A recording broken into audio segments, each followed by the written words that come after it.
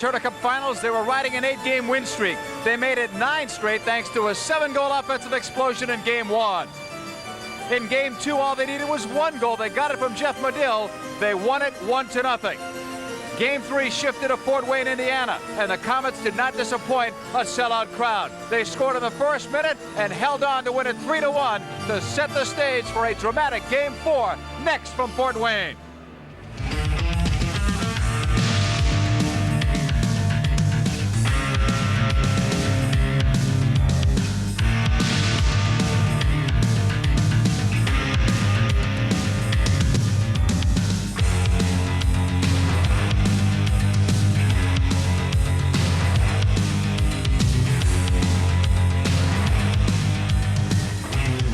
Welcome, everyone. We're inside the Memorial Coliseum here in Fort Wayne, Indiana. We're expecting another sellout crowd to watch Game 4 in the best-of-7 Turner Cup Finals here on Prime. A pleasant good evening, everyone, along with former NHL All-Star Bernie Federko. I'm John Paul Della Camera. Glad you could make it for tonight's game. To start off our telecast, we'll show you how each of these teams got to this stage to play for the Turner Cup. First for Atlanta, they made it look easy. 4-game sweeps over both Milwaukee and San Diego. In the San Diego series, they scored 5 goals in each of those 4 games. Shifting to Fort Wayne, a little more difficulty. It took them 6 games to knock off Peoria, and it took them 6 to knock off Cincinnati. 3 of those games were decided by 1 goal. In each of those games, they were won by Fort Wayne.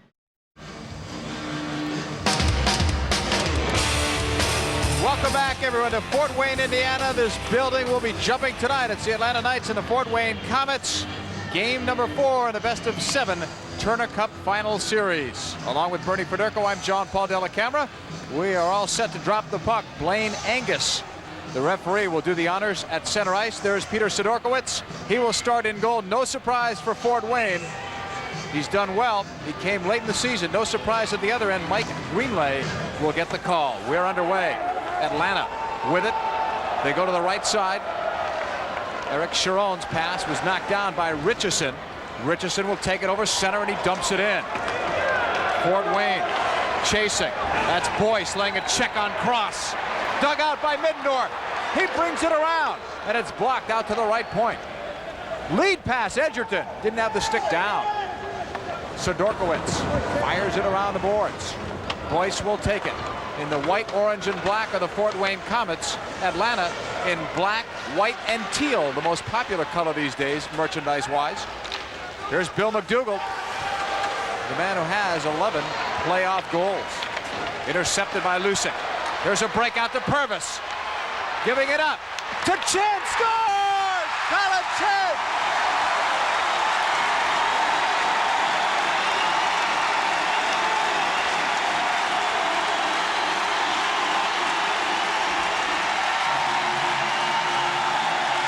Well, JP, we talked about what we had to have. Colin Chin could really get this crowd started. And it's a beautiful pass here. The big line on. Colin Chin with a shot which just snuck through the pads of Greenlay. Not much you can do there. They got caught on a 3-on-2, as you see. We're going to the net. There's going to be a perfect pass to come to Chin. All he does is one-time it right through the pads of Greenlay into the net.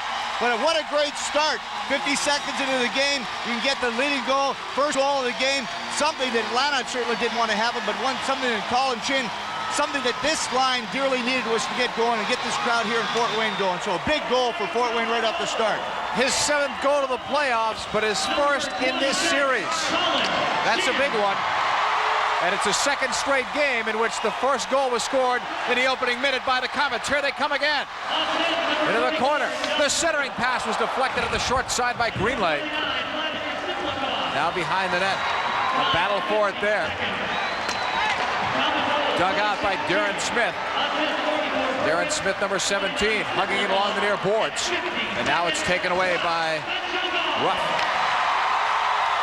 Back into the neutral zone. The big line is on for Atlanta with Drulia on, with LaRouche and Ruff. Jason Ruff. Jason Ruff, 17 with a give out to LaRouche. Sean Rivers. 60-footer was wide of Sidorkowicz. A 1-0 lead for the Comets. The goal at the 52nd mark. Chin 7th of the playoffs. A crunching check there by Rochefort. And it's shot back in by the Atlanta Knights. Teams are changing up. Purvis was staring down someone on the Knights bench as the puck comes all the way back the other way. Icing is the indication, and that'll slow things down as Roachman makes the touch. This is something that Atlanta's going to have to do, is they're going to have to slow down the game a little bit. The crowd is in it right now. But again, once what Atlanta didn't want to run is one thing that you can hear the crowd doing. As we look at the officials for tonight, Blaine Angus is going to have a rough time for the players out there to hear his whistle as well as the linesmen. So the guys are going to probably, you may see some shots after the whistles with this way the crowd is reacting right now. But a great start for Fort Wayne, and something that they have to do is get this crowd in and keep that momentum as we talked about before the game. Face-off coming up to the right side of Sidorkowicz.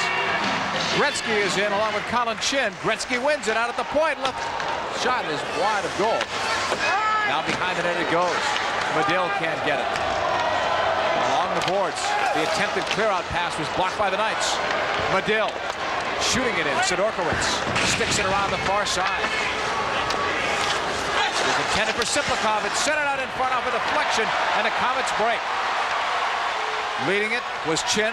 Backhand pass. Simplakov cutting through. The backhander went wide. What a great chance for Simplakov, who has already scored 2 goals in this series against Atlanta. Icing is going to be the call as it's touched on the far side by Trenowitz. Well, JP, there's nothing better than when you're in your front of your home crowd when you get that first goal. I'm sure John Paris is not too happy with the way the start for the Atlanta Knights have been, but they've got plenty of time to come back. But the best thing for Fort Wayne right now is that they have the lead and they've got their big line. They got some life into the line that's really struggled for the first 3 games of this series. And as you saw, this second shift, they broke out again and had another excellent chance with Simplakov walking in there. That line's going to get a lot of ice time tonight, even more so than they normally get. Middendorf to take this face-off. Won by McDougall. Corey Cross lost it behind the net, centered. Middendorf scores! Middendorf makes it 2-0.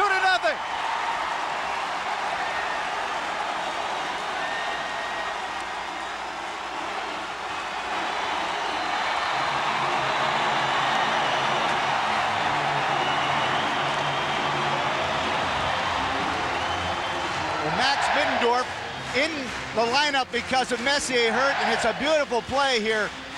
Behind the net, there's going to be a pass all alone to Middendorf, who really off the faceoff. Someone missed his man there. Lee Davidson with the perfect pass, and Middendorf makes no mistake again as he bangs it right through. But a beautiful pass, a stolen puck. Nice pass by Davidson, and again, no chance for Greenlight. He was looking the other way. He was following the pass around the back of the net, and Middendorf really rewards this crowd. This a beautiful goal, well set up. This is looking, Bernie, like Tuesday night when the Comets took a 2-0 lead, and then in the second period it was all Atlanta, but they couldn't dent Sidorkowicz. Give Davidson the assist on that one. Atlanta coughed it up in their own end. You can't do that during the regular season, but especially during the playoffs. Here's Ruff, number 17 for the Knights, as he dumps it in. Sidorkowicz settles. And now it's cleared out by Fort Wayne. Lost in the skates of Buchanan. Hurd will come away with it. Kelly Hurd wanted to go on the backhand and now sends it out left point. Lambert the shot, and it was deflected wide. Behind the net, a crunching hit there from Sean Rivers. And now dug out by the Knights, but lost in a pair of skates. Kept alive and sent back in by Dave Smith. And now finally off LaRouche's stick. Atlanta not able to hold on to the puck at all in this first period. LaRouche's, this is the big line. This is the line for Atlanta that's going to have to do the scoring. LaRouche, Ruff, and Drulia, and they're having a little trouble handling the puck right now. This is the line that has done most of the scoring during the year. They're the line that's going to have to come up big. I haven't seen Drulia touch the puck yet in the first period, and we've gone just about 4 minutes on goals by Chin and Middendorf. The Comets lead 2-0. We told you the building would be rocking.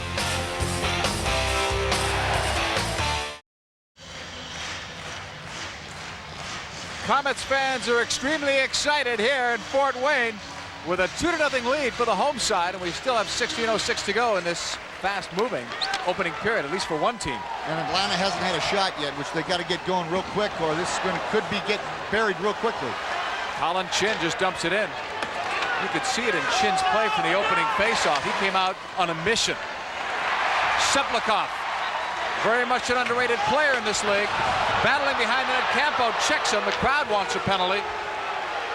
Look at the pressure, though, that the Comets put on. Now we're going to get a penalty for cross-checking. That was not the first infraction we saw, but the second one. A power play for Fort Wayne, and the way things are going, they should decline it. Yes, they should. The power play has not been, as we talked earlier, they're 0 for the last 44, 0 for 15 in this series, but the way they've got their offense started tonight, they very well could get something going. But Norman Rochefort is going to get the penalty for cross-checking, and he could have got one for holding Siplikov behind the net, but he ended up taking a cross-checking penalty in the corner, and this does put Fort Wayne on a power play and chance, real good chance to get a 3-0 lead and maybe get that power play started, something they haven't been able to do in this whole series, and really for the last couple of series. Again, it's got to make John Paris feel that not that bad about the way the penalty killing has been for Atlanta, who has done a great job all through this playoffs with penalty killing. So again, it's going to be a very interesting time for both teams here, because our third goal certainly could really have the Knights put their head down. Not a good time to take a penalty. Add one line to the 0 for 15 stat. Fort Wayne have given up 4 shorthanded goals in this playoff. Well, you can see there as Rochefort took the back of Chin out, and that's going to be called all the time. Puck is cleared by the Knights. This is a very, very important penalty kill. Atlanta's done well in terms of penalty killing. Fort Wayne's power play keeps dropping. Sooner or later, they're going to score one on the power play, and John Paris hopes that tonight's not the night they break out. Purvis, one of 4 All-Stars on this team. Siplikov out to the left point. Lambert, he was also at that All-Star game. Davidson, right across. The shot was partially blocked. It's loose. Rebound, score! Purvis! The streak is over. Yes, it is. And again, what you want to do when you're struggling on the power play, throw it at the net and get some rebounds, and that's exactly what the Comets do. Here it is. There's going to be a shot that's going to come across, and again, a rebound. Chin's there. Purvis comes in with a second shot. Green lays down, and he's got the wide open net to fire it over top. There's not much Greenlay could do there. There's traffic in front of it. Here it is. Purvis with the shot. Chin standing in front, whacks it, brings it loose. Purvis all by himself. Someone left his man there, and he throws it in the empty net. Well, Chin's going to get an assist on it. Purvis getting the power play goal. His 8th goal of the playoffs, but he's been in a bit of a drought after getting off to a great start. And I'm wondering, you can't blame Greenlay, but you may see John Paris make a move. They posted Orkowitz early in the second period of this first game in Atlanta. Just for momentum's sake, you may see a change. Well, you certainly could. I think John Paris has called a timeout right now. Now, whether or not he's going to pull a goalie, certainly Greenlay has not been faulted at any of the 3 goals, but sometimes you do pull a goalie to try to change the momentum of the game, and it makes guys on the bench wake up and say, hey, this guy's working his butt off for us every night, and here we are, we're letting him down there. But looks, it was just a timeout. Atlanta does have a lot of offense. He's got his big line out here again with Ruff, Grulia, and LaRouche. These are the guys that are going to have to bring them back up, but certainly not a good start for Atlanta, but an excellent start for Fort Wayne, and they really are taking advantage of this big crowd, and you got to kind of almost feel sorry for Greenlay right now, but hey, there's still more than 3/4 of this game left, so there's certainly plenty of time for Atlanta to come back. Without exaggerating, this has been the roughest 5 minutes of the playoffs for Mike Greenlay, who came into this game with a 2.11 goals against average, and he's won 10 of 11. He's made things look easy, but he's been left alone in the first 5 minutes here. Greenlay fires it around the boards. Near side for Ruff. Comets are just beating the Knights to every puck. Well, Bruce Boudreau said that if they come out banging, they're ready to play. It's not that they can't skate, they like to bang, and that's what they've done. Julia backhands it in, and then he took a swipe at Lucic. The referee didn't see it. It was behind the play, but that's frustration. Yes, it is, and LaRouche has had some trouble. And the big defense that they have here, they love to just, hook a little bit, clutch and grab, and everybody sees this as Dave Smith is going to get called here. And again, the clutching and grab style is great to play when you've got a 3-goal lead, but this gives Atlanta a chance, certainly a chance to get back into it. Smith leads the IHL in the playoffs in minor penalties now. That is 23 for him. You never know what can happen in a turnaround game like this. Atlanta does have a very good power play, but they have not been that successful against Fort Wayne so far. So you always look at them, and I never look at the stats, JP, for when you look at 0 for 44 or 0 for 15. You look at 0 for 15 in the series, and there's only 2 teams left in the playoffs right now. It's head-to-head now. Don't worry about the 0 for 44. Now they're 1 for 16, Fort Wayne. Atlanta's got a chance to get right back in this game. And they've got the power play, which for them has worked pretty well. Regular season and playoffs. Here's Edgerton flipping it in. They need one here for momentum's sake. They need something positive. They're not getting any chances. Here's Boyce. Great poke check ahead. What a great play. The backhand Davidson, and Boyce almost had a shorthanded goal. That's great stuff. Boyce knew he couldn't get it on his own. Great stick control. Atlanta coming up on the power play. There are the numbers. Almost 25%. Knights, though, yet to get a good scoring chance here on the power play. It's going out of the zone, and we're almost down to a minute on the man advantage. Well, the amazing thing about Atlanta's power play is they're a little over 30% on the road, which is really amazing when you go into somebody else's building. But they look very disorganized right now, and I think they're still flustered from the fact that they're down 3 goals. It happened quick. Here's Edgerton over the line. Some good skating as he breaks in. Skate save, it looked like by Sidorkowicz. Another one. He stops out at the short side. Behind the net. Centered out at the left point. Edgerton settles it. Out at the right point. Shot went wide of goal. Back at the left point again for Edgerton. He was looking for Cummins along the boards. Now dug out by Cummins. Back at the left point for Edgerton. A 3-0 lead for Fort Wayne. If you joined us late, you missed 3 goals early. Oh, that's boarding, and that might even be a game misconduct on the check from behind by Cummins. I think he's through for the night. Well, Jim Cummins, I think, was out there for one reason, to try to stir things up. He's got a lot of penalty minutes. That's what his job really is. So it certainly looked like there certainly could be a 5-minute, yes, he could get a 5 in a game because checking from behind, but Kelly Hurd is down. He did get cross-checked from behind, as we're going to see here. Hurd goes to, there's a hit from behind, and I think that's definitely, in my opinion, is a 5-minute major in the game misconduct, and I'm sure that we're going to see him get tossed very quickly. I would be very surprised if he didn't. I'd like to hear this announcement. He should be gone. It's a 3-0 lead for Fort Wayne. Goals by Chin, Middendorf, and Purvis. And no matter what, when we come back, it'll be a Fort Wayne power play. We'll recap it when we come back.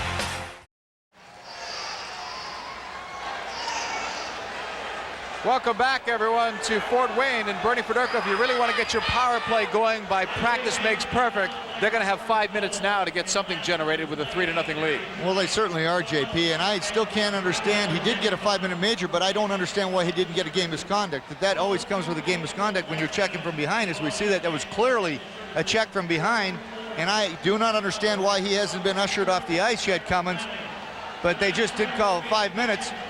And here it is, you're going to see him. There's no question this is hitting from behind. Whether it's a cross-check or not, you cannot hit from behind.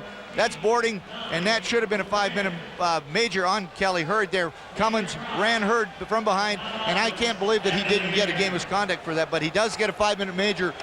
So we are going to play 4-on-4 for the first 21 seconds of this, and then Fort Wayne will go on the power play for the rest of the time. Well, it's never a good time to get a 5-minute major, but you're in the power play. At least you were in the power play. Another 14 seconds, and then the Comets could really blow the doors off of this building. They can score as many as they can with a 5-minute advantage. Talk about a turning point early, even though they have a 3-0 lead. Well, the way Fort Wayne has been forechecking, they've been all over Atlanta. They haven't been able to, no, they don't have one shot and goal in the first 8 minutes. So it's not very impressive. Right side, Medill can't get around his man. Here's Lambert. The 3-0 Comets lead. They're on the power play now for another 4:20. Patience is the key here. They've got time. Davidson in front. Backhander. And another score. It's 4-0. Colin Chin gets his second. And Bernie, he paid the price after he got it. Yes, he did. Again, a very well set up power play here. Colin Chin with his second of the night. This crowd is just going wild, but a beautiful play. Who says their power play is no good? That's unbelievable. They're very well set up. Purvis makes a great play to Davidson. He makes a beautiful pass to Chin, who takes it to his backhand, and then right up, you can see the water bottle get almost knocked off the net. That's a beautiful goal, and he did pay the price because he did get cross-check from behind, but you always are willing to take a hit when you score a goal, as you see Chin again with the backhander right up top, right underneath the crossbar, knocks the water ball off, and he pays the price from cross, but it's always worth that. And they still have got another 4 minutes and 14 seconds. They can get as many more goals, and they do. Finally, John Paris does make the goaltending change here as J.C. Bergeron, who has not played goal for a long time, comes back. He's going to see his first action in quite some time. I think it's a smart move to do it. Nothing was happening with Greenley. You've got to change something. And Bergeron, what if they need him? He hasn't played in a month. That's exactly it. I mean, certainly Greenley's feeling bad about the way the situation is, but I know the whole Atlanta bench is doing the same thing. And this right now gives Bergeron some chance to get some playing time, and it certainly gives Greenley a time to do some rest because he's played all 11 of the playoff games so far. And this is an opportunity for both guys. One guy to play, one guy to get some rest. Well, we talked about the punishment that Chin took. Chin is 5'8", 165. Corey Cross, 6'5", 220. He almost makes up 2 of Colin Chin. Here's Davidson, who's had a magnificent first period. Boy, can he thread the needle from the off wing. He's been a key in the power play. Lee Davidson gives it up. They still have another 3:55 in the man advantage, and it's a 4-0 lead. There's plenty of time in this one, but Atlanta better wake up before they have no chance. And they've got to kill another 4.5 or 3.5 minutes off in this power play, so they've got their work cut out for them. They need to get rhythm, but how can you get it when your rhythm's constantly broken up by all of these shifts because of the penalties? Well, the good news, though, for them is that they've scored 4 shorthanded goals already in this series against Fort Wayne, so they've got to feel that they still have a chance. Here's Drulia. And they need a little of that offensive initiative if they can afford it right now. They can't give up any more. Here's Drulia coming in. Forehand shot was blocked by Sidorkowicz. Drulia's all over him. And Lambert wants to clear him out. I think they're going to give Lambert a penalty for holding. Drulia didn't hurt Sidorkowicz, but he certainly stayed on him purposely and got what he wanted. Well, he was going to the net as he cut in, and I think Sidorkowicz may be the one that's going to get the holding penalty. He was the one, I think, maybe hanging on to Drulia and making it look as if Drulia was doing it to him. But referee Angus here, he cuts to the net, doing the right play, and he gets pushed into him. Nothing wrong with that, and I think as he tries to get out, he's got his leg on top. I think Sidorkowicz maybe was hanging on to him a little bit, but an unfortunate call for it. Maybe we'll see it better from this angle. You'll see he's on top. Kind of a strange call here as Drulia is trying to get off. Well, there's the tackle kind of, but I think Sidorkowicz is trying to get a stoppage in play because he lost his mask. In a strange play to get a 2-minute holding call on it. Well, in the first angle, I saw what you were saying, and judging by Drulia's look back, I wouldn't be surprised if that is what did happen. There's a question mark on the scoreboard. That's pretty funny, but that could have been a very good call. Yes, it was. It's a strange call. You don't see it very often, especially after the play has already gone by. But I think Sidorkowicz was just trying to hang on to try to get a whistle so that he could get his mask back on because he had lost it. But a good play on Drulia's part to go to the net and really to draw a penalty. Here it is again as you cut. He's got great strength, and as he goes by, he runs into Sidorkowicz, and it's really hard to tell who is hanging on to who, but obviously referee Angus can see us a lot better from there than when we could hold him. He's holding his foot there, so an interesting call. Interesting but good, I think, by Blaine Angus. And he's right there. He had a good angle. He had a very good angle right there. Well, he certainly saw it better than anybody else in the building, and he made the call, so everybody's got to live with it. McDonald will chase this.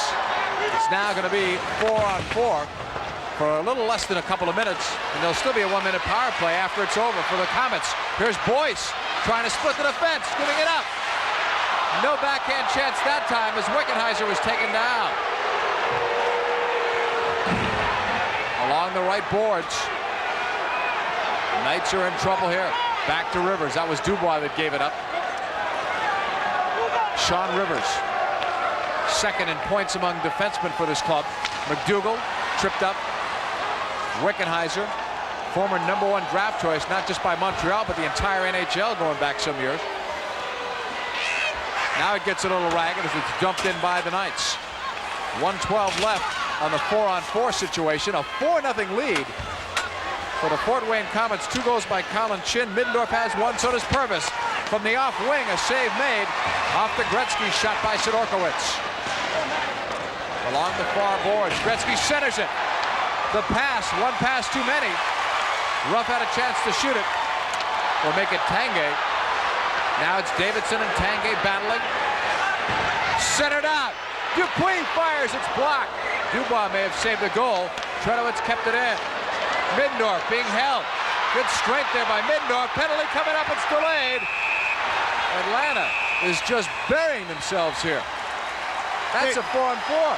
They really are, JP, but the whole deal is that they're really getting outworked. They're getting outworked. Fort Wayne is all over them. And again, a holding call on Corey Cross because he had Max Middendorf is such a big guy that he had to wrap his arms around him.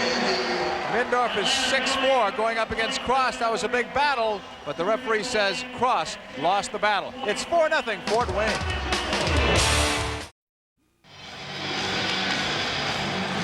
.9:33 remaining in the opening period. It's belonged to the Fort Wayne Comets. Comets are leading it by a 4-0 count. Lambert giving it up. It's a 4-on-3, a lot of open ice here for a while, for another 23 seconds. Then it's 5-on-4. Colin Chin to Lambert. Plays it across. The shot was deflected wide. Remember, Bergeron is in goal. He replaced Greenlay. Here's Colin Chin holding. Taken right off of his stick and then flipped away by Steve LaRouche, who's had a great year. Yes, he has. But this is the best, most fun that you can have when you get into a power play situation on a 4-on-3. You got so much work, ice to work with that you can move it around so easy. As they go to 5-on-3 here now, all they have to do is get a guy in traffic, and they're going to take some shots from the angles. One-timers. Chin looked like he had the hat trick and a slash in front. Shiplikov took a whack from Buchanan. Well, the job of defense in front of the net is to clear the front of the net, and usually the lumber works the best. At least he puts his point across, but Shiplikov has played a great first period. And again, when you got a 5-on-3, here's a shot from the side by Colin Chin, and everybody's going for the Shiplikov going for the rebound as it comes down, and Buchanan with the whack, and then push him out of there. So Bergeron really seeing his first bit of rubber here now, and I think the way things are going, he may see a lot more rubber before the end of the night. I had said before it would be a 5-on-4, but it's 5-on-3 because Cummins had the major. So there is a lot of open ice here for the Comets, and their power play has already clicked twice tonight. Davidson giving it up, left side. Richardson for Davidson, center point. Circle, it's Chin. In the slot, it deflected a couple of times. Shiplikov couldn't get the handle up. Here's LaRouche, a wrister, easy stop for Sidorkowicz. Still a two-man advantage for 32 seconds, then a one-man advantage for 20. Shiplikov splits through, the pass, Chin, save, score, the rebound! It's 5-0, John Purvis scores!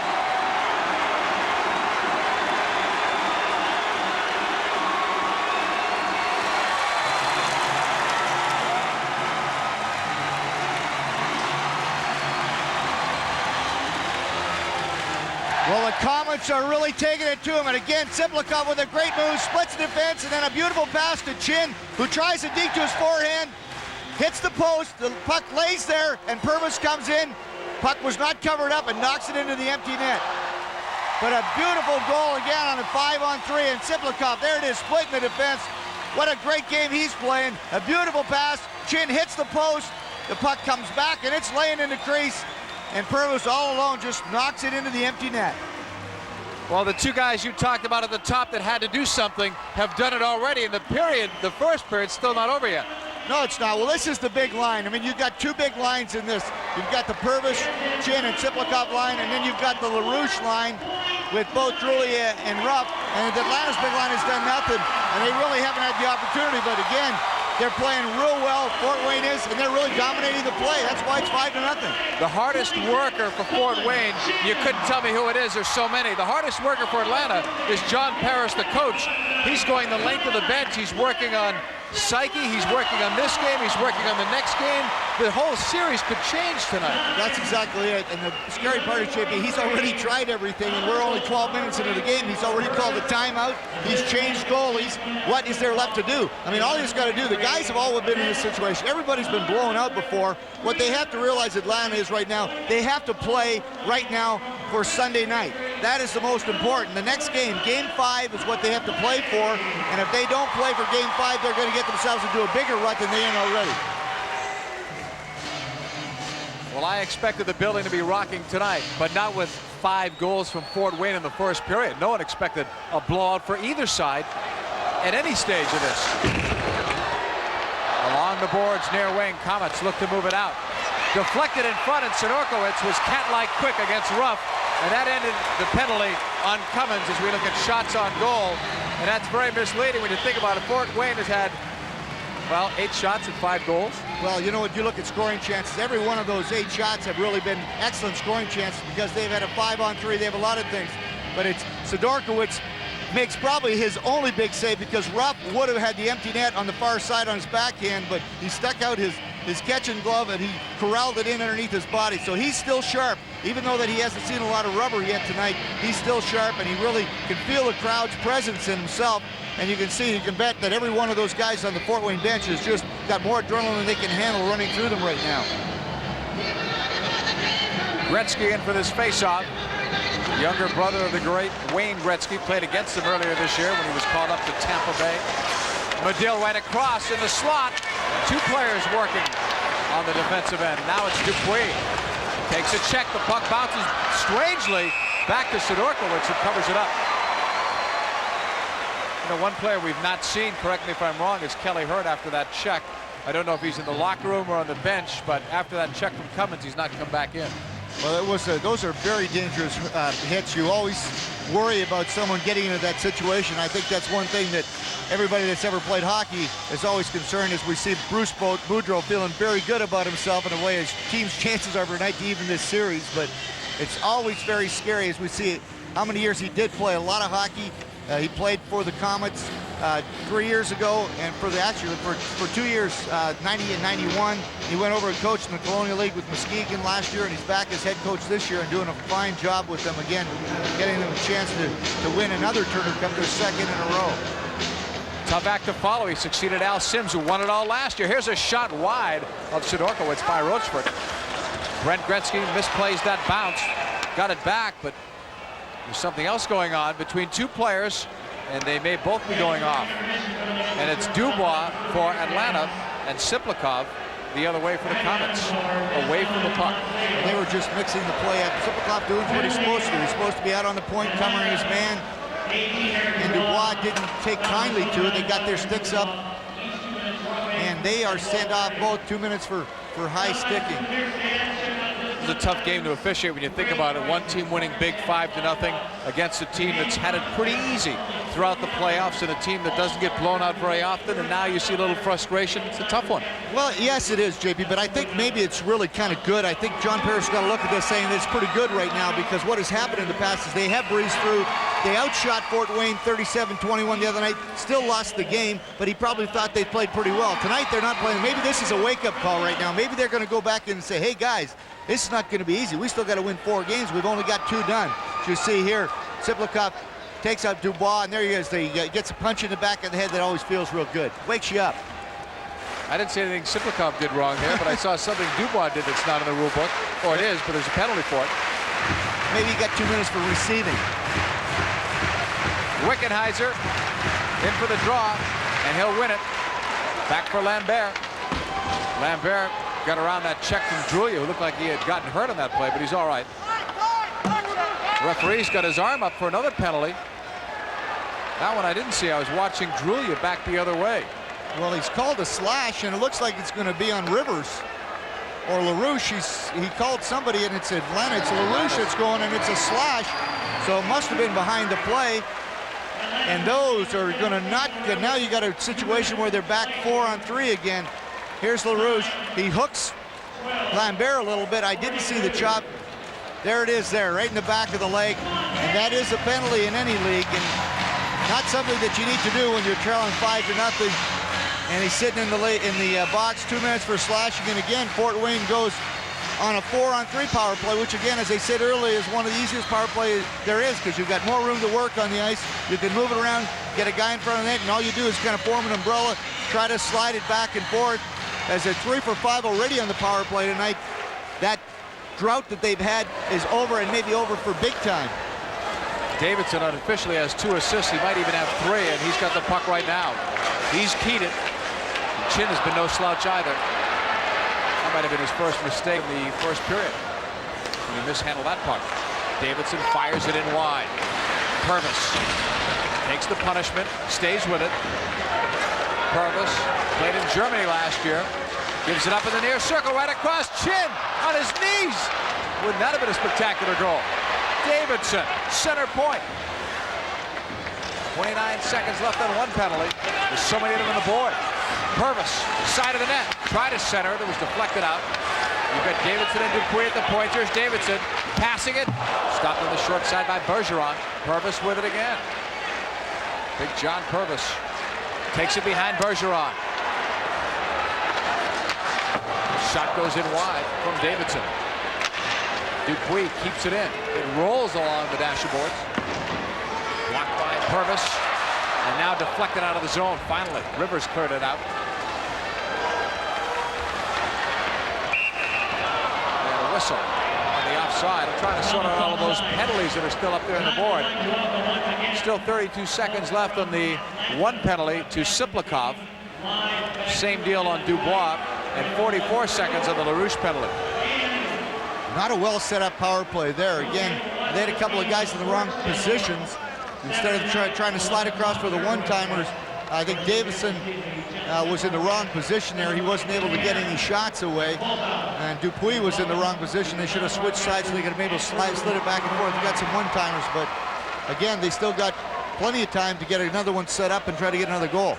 Davidson has done his best work in the power play tonight on the off wing. Here's Lambert. He had 8 shots in the first game but didn't score. Middendorf had it poke checked away. McDougall, I thought he dropped down. I thought that was a pretty good dive, but maybe not. Well, they work. He got the call. It was kind of a dive, but there was Middendorf. There's no question that he did pull it a little bit, and when you do, especially when it's a 5-0, you're always going to get that call when you're behind 5-0. So he definitely did pull him, but there was a little bit of acting going on, but there's no way that Mr. Angus was going to let that go by, especially when you have a situation where it's a 5-0 and you're already down short-handed, so he had to even it up there. Middendorf sits, 2 for the hook. Those penalty boxes are getting crowded. This is not one of your modern buildings, but say one thing about the old buildings, the atmosphere, the ambiance is tremendous, and Bruce Boudreau knows it, not only as a player when he played, but also as a head coach here. The noise level must be deafening down at the bench.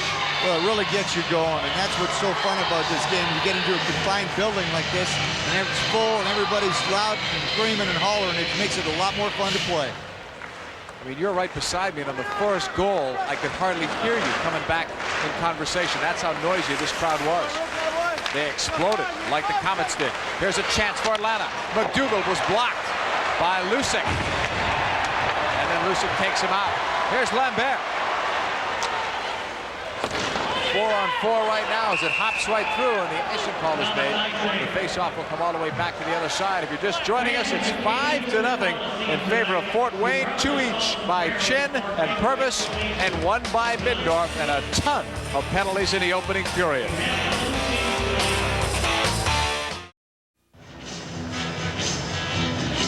It's a 5-0 lead here for Fort Wayne, trying to even up this best-of-7 series at 2 apiece. And right now, Atlanta will get LaRouche back. They'll have a power play for a minute 29, trying to get on the board. They desperately need a goal. Here's Sharon with a shot going wide of the diving Sidorkiewicz. And it's cleared by Fort Wayne, but it landed in the Comets bench area. Well, Atlanta really has to get something going here as we look at Stan Grillia, a guy that really, the leader of this hockey club, he's going to have to get them going. 1 goal could give them some life going into the second period, and they dearly need that. Their power play 0-for-1 tonight, 0-for-4 in the last game, game 3, so really 0 for their last 5. They need to get something going. The #1 power play in the playoffs this year, Atlanta has been there almost, as we said, they're playing a little over 25%. This is a good opportunity to at least get some life into their bench. Atlanta's been struggling of late. This is a team that was scoring 5 goals per average in the last round of the playoffs, and they've struggled over the last couple of games, only scoring a couple of goals. Here's a backhand shot, and they get one from LaRouche on the power play on the far side, and the shutout is over for Sidorkiewicz, but finally something positive for the Atlanta Knights. Well, again, they're not too excited about it, but this is something that they have to build on.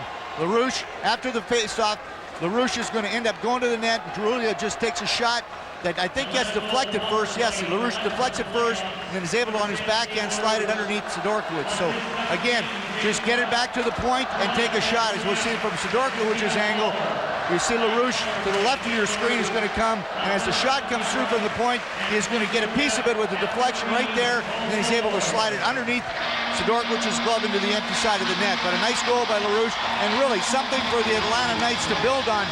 They're not that excited about it, but his 11th goal of the playoffs really gets them, not really back in this game yet, but at least gets some life back on their bench.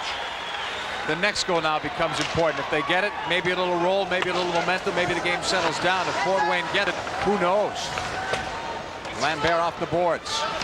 Finally, though, both teams are at full and equal strength, so we'll see 5-on-5 hockey. We haven't seen that in several minutes. Over the line, Smith has it blocked. Rivers stood him up straight. Breakout pass to LaRouche, and something happened behind the play. A slash, it looks like, on Jason Ruff. And again, Atlanta's just burying themselves with these kinds of mistakes. Well, John Parrish obviously not very happy, but again, what is happening in this game is Fort Wayne has been so aggressive that what they're doing is they're going, they're banging, they're hitting, they're clutching, they're grabbing, and Atlanta, instead of just taking it and waiting and repeating what their coach, I'm sure, has said, don't retaliate. Wait, get your chance, and do it then. Well, Ruff ends up getting hit, ends up slashing, and he's going to sit in the box for 2 minutes just after they get the first goal. Now they got some momentum. Now all of a sudden, back, if Fort Wayne scores again, the momentum changes back to this home crowd and back to the Comets. Not a timely penalty at all. Atlanta Knights have enjoyed the playoffs right up until this game where they have struggled. But they were looking like they were going to sweep. They had won 10 straight before they finally lost a game. And it was a game that they could have and maybe should have won. Well, penalties like that is why you see so many coaches with not that much hair, JP. And you want to coach someday? Or at least you're doing that in roller hockey. Siplikov is chasing. In fact, you'll be coaching against John Parrish this year in roller hockey. I hope our games are like this. This one goes in on Sidorkiewicz. High off the glass it goes. Buchanan after it. So is Davidson. Power play with 1:21 left on it. 3:50 to go in this first period. A period that the Comets don't ever want to see end. For Atlanta, it's been almost a 20-minute nightmare. We're on about 17 minutes of it right now. We're in the 17. Here's Rochford. Turning and clearing it out. Sidorkiewicz, who played in the NHL All-Star game a year ago with Ottawa. Now he's property of the New Jersey Devils. Unfortunately for him, in the trade, when he came over, he was injured. He was damaged goods. And there were a lot of problems. And then Martin Brodeur and Chris Terraria playing in New Jersey, so there was no room at the end for Sidorkiewicz. Here's LaRouche bringing it back. A shorthanded goal would do wonders for Atlanta. Drulia is the guy that could do it. He has 3 this playoff. So does McDougall. 30 seconds left in the power play. But Drulia doing a workmanlike job here. Killing off about 15 on his own. A check there by Lambert and Davidson. And now it's whistled down. Oh, a high stick. And Middendorf, I think, was the receiver of that one. Well, a good job by the penalty killers, both Drulia and LaRouche, killing off some time, ragging the puck around, and getting it deep into the corner so that Fort Wayne wasn't able to dig it out. So I think Lambert and LaRouche giving each other a couple of cheap shots, but I don't know if there's going to be some penalty calls, 1, 2, but it looks like Blaine Angus is going to send, looks like maybe both of them off. You know, it's hard to get a read on this to know on the Atlanta side if anyone's being benched because of the way the lines have had to have been broken up. But we haven't seen Jeff Medill in a while, and he's not played much in this period. There's just sticks a little bit high, and I think just kind of pushing. There's an elbow from LaRouche first to Lambert, and then a punch back, and White Drulia is getting one of them. I think he got the wrong guy, but anyway, both of them are going off, and we are going to have coincidental minors. So with the 1 power play on already, it's going to stay at 5-on-4 as we see Dan Lambert sitting in the box. A well-needed rest. He's been out there for a long time. John Parrish trying to get some things going on the bench. He's not able to right now. And as long as they keep taking penalties, especially guys like Drulia, LaRouche, Ruff, the guys that have scored most of the goals in this club, those are the wrong guys to be going to the box. Paris, by the way, took over for Gino Briaco. The team was in first place, but Paris, since then, even elevated their play.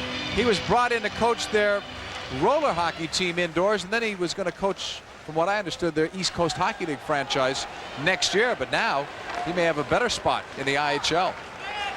Obviously done a great job. Around the boards, right side. Should point out Gino Briaco got a promotion with Tampa Bay. Became their director of pro scouting. That's why he left. Campo knocking it in the zone.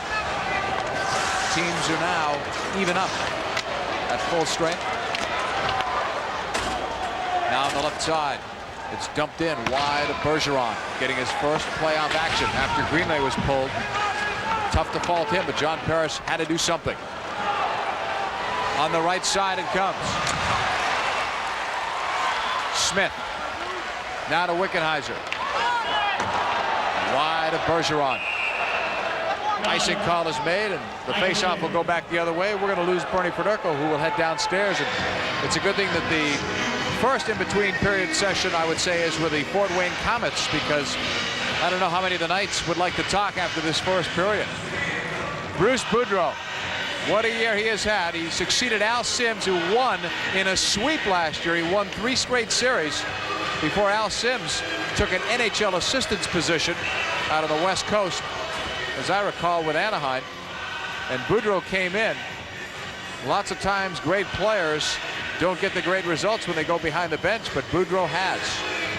They were the last team to qualify for the Turner Cup playoffs, and here they are in the finals. Off that draw, played around the boards by Richardson, and now Siplikov clears it out. Fort Wayne stunning the Atlanta Knights here 5-1 in this first period, thanks to 3 power play goals. Here's a big shot from well outside, wide of goal, and Sidorkowicz. That was Edgerton. Here's Purvis. He and Chin each have 2 goals tonight. Dumped in wide of goal. Edgerton can't clear it out. In the corner, oh, what a hit that was. A little extra effort as Chin went down. Compliments of Buchanan. Second on the team this year in penalty minutes. Now it's shot in around the boards by Colin Chin. We're down to 1:13 here in period number 1. Edgerton. It's been a physical first period as well. McDougall has it blocked. Loose puck along the near boards. Gathered in by Dupuis. Less than a minute to go now in this first period. Sharon inside his own blue line. Eric Sharon played a couple of years with Sherbrooke in the American Hockey League. Sends it off the boards. Chasing it is Ruff. He got the hook from Davidson, no call. More hits away from the puck. Knights get it back. Corey Cross over the line. Attacking here. Centers it in the slot. Saves Sidorkowicz in the rebound. He's got it.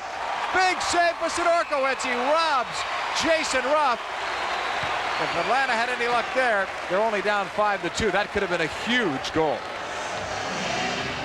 Big play for Sidorkowicz. Longest NHL stint with one team for Sidorkowicz, 5 years with the Hartford Whalers. And you know what? He played here for Fort Wayne back in the 84-85 season. Some 10 games. Here's Cross, bringing it in very deep. And he makes a smart centering pass in the slot. Quick hit there on the one-time by Ruff. And then as he tried to poke the rebound, it was saved by Sidorkowicz. Another look. Ruff's first shot on the one-timer. There's the second one. Nice glove for Sidorkowicz. That's the only way he could have made that save. Face-off will be to Peter Sidorkowicz's left side.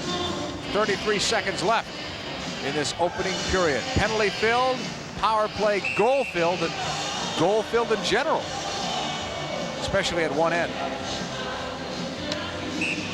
All set for the face-off, but LaRouche needs someone to face off with. It's going to be Dave Smith. Teams are at full and equal strength, 5-on-5.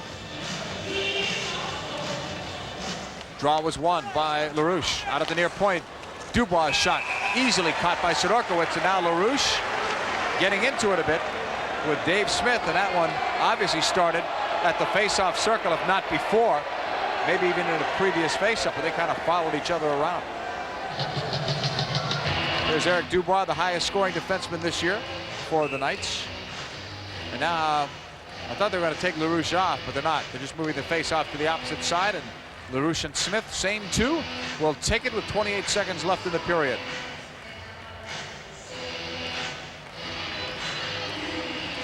Bernie Fedorko is already downstairs. We hope to get Colin Chin in between periods. Off the draw, it lies in the circle. Now to the near point, Dubois. Around the board, Sidorkiewicz. To Lee Davidson, and he just clears it out. An icing indication, but Bergeron has to handle it. Intercepted. Middendorf brings it over the line.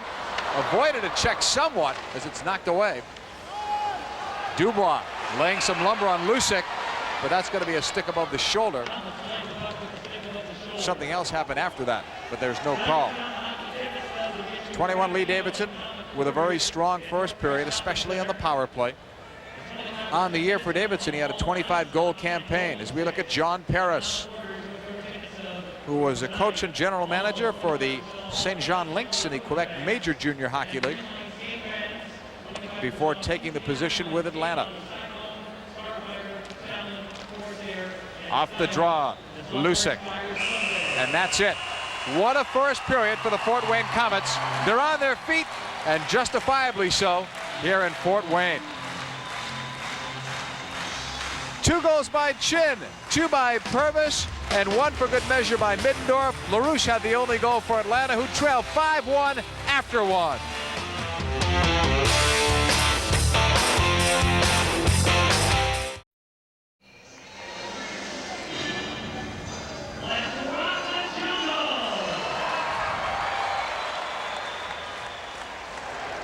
Welcome back, everyone. It's a 5-1 lead here for the Fort Wayne Comets as the second period is underway.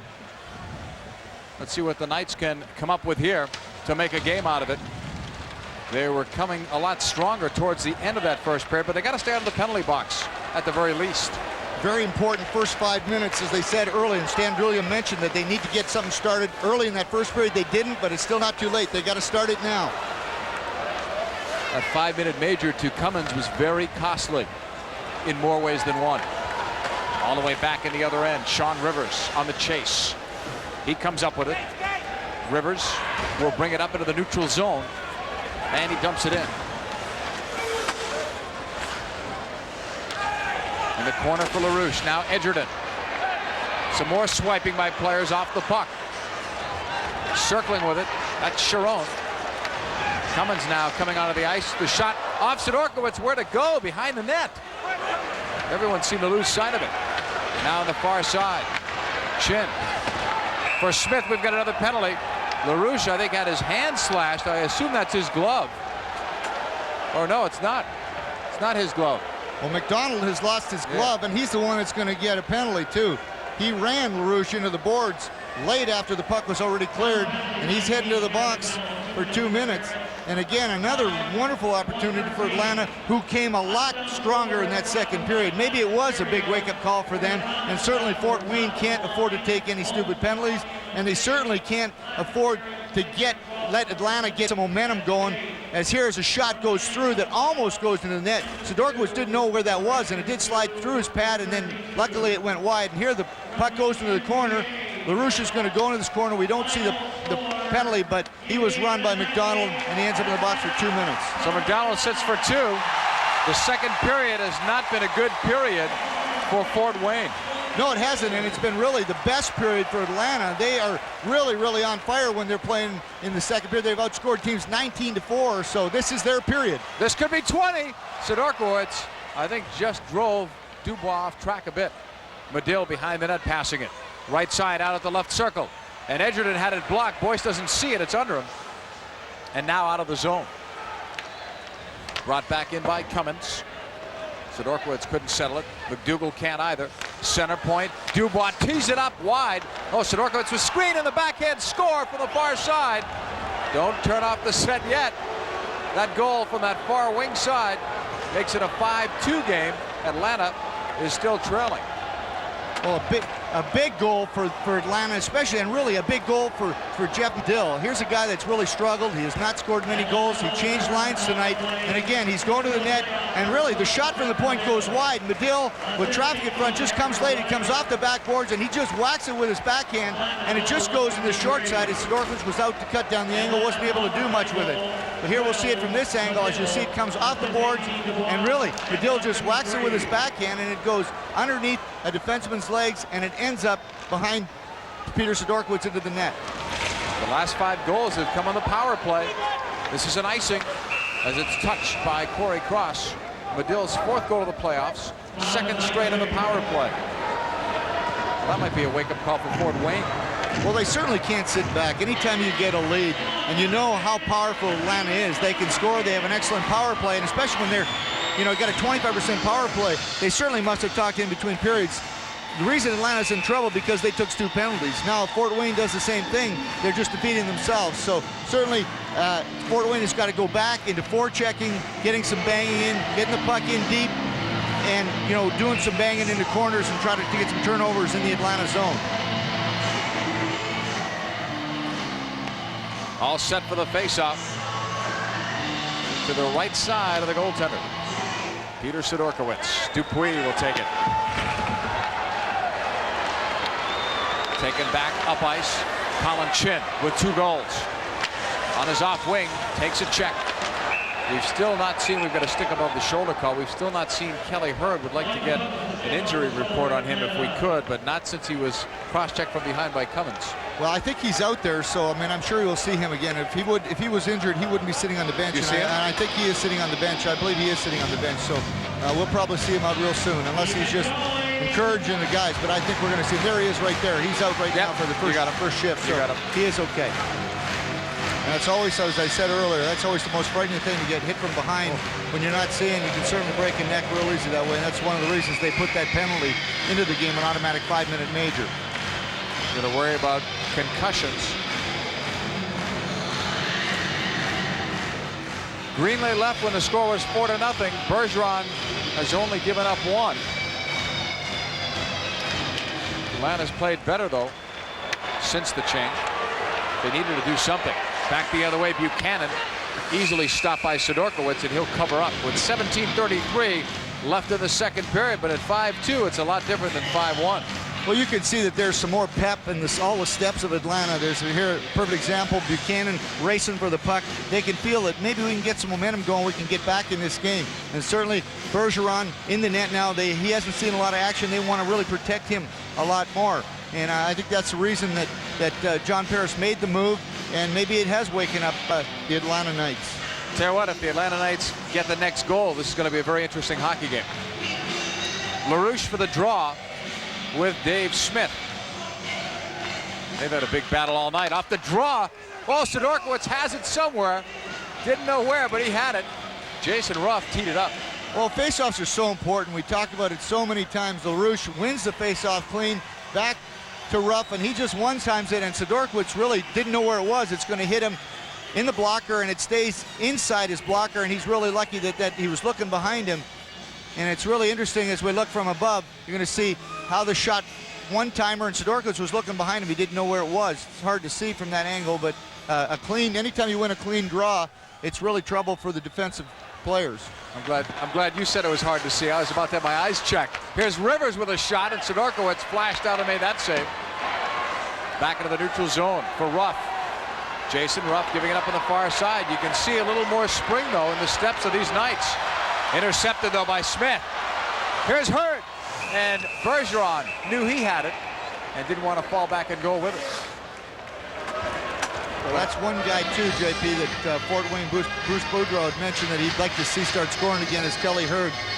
3rd in the league during the regular season. Shots on goal, over 300 shots. That's a lot of shots, and he's just not scoring some goals now. Chin has scored tonight, so is Purvis, and now it'd be nice to get Hurd scoring. And here he takes a shot. He doesn't waste any time, and he tries to go between the pads of J.C. Bergeron. It does not squeak through. 2-on-1 like that. He did get a good shot away, but certainly he'd like to see the light come on for himself. So I'm certain that Bruce Boudreau would like to see it too. 5-2, Fort Wayne leading. Game 4 in this Turner Cup best of 7. Remember, games 3, 4, and 5 are here in Fort Wayne, so if they win tonight, it's even a 2. Then they could take a 1-game lead if they won it Sunday. That would mean they would only have to split in Atlanta. If they lose 2 here, obviously they're out. If they lose 1 here, they're in trouble. Then it would be Atlanta with a big edge. Out at the point, now left circle, Boyce Saved by Bergeron. Bergeron hasn't really been as tested either, certainly not as much as Greenlight. Here's Boyce. Spun around and then dumped by Dubois. He's pinned along the boards. Taken up ice by Comets. Sidorkiewicz leaving it on. Passed up off the stick of Boyce. 16:40 left in the second period. It's a 5-2 lead for Fort Wayne. A giveaway, centering pass. Luckily there for Fort Wayne, the Knights player missed it in the slot. Fort Wayne getting a little sloppy here. Where'd these bad habits come from? Not the first period. Here's Davidson. Right across behind Middendorf. They're off a little bit in terms of their sink. Back the other way. Centered in front. Sidorkiewicz made one save. Cummins all the way across to Cross. The shot sticked away by Sidorkiewicz. Tough hit in the corner from Dupuis. And now finally it's Davidson. McDougall and Dupuis pushing right in front of the referee. Dump back into the zone. Well, I think there's a combination of both things. I think Atlanta is a lot more fleet-footed, as you said earlier, JP, and I think maybe Fort Wayne is a little on their heels. Off the boards, into the neutral zone it goes. Remember the other night, Atlanta out shooting this team 20-3 in the second period, but they couldn't beat Sidorkiewicz. Campo in there, and it's whistled down, but you keep seeing those little shots, little pushes right after the whistle sounds. It's 5-2 Fort Wayne, but Atlanta is showing signs of life on the road.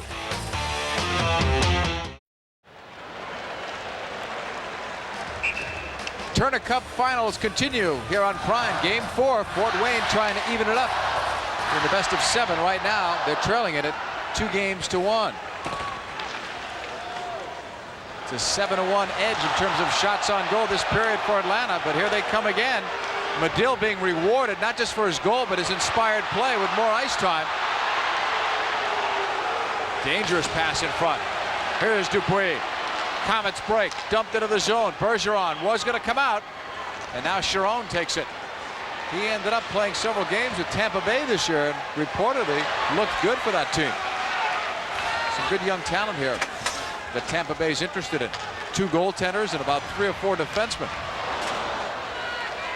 At least for starters. Here's Medill. Right circle, nice move, shot is saved. Sidorkiewicz, as Medill disguised it well.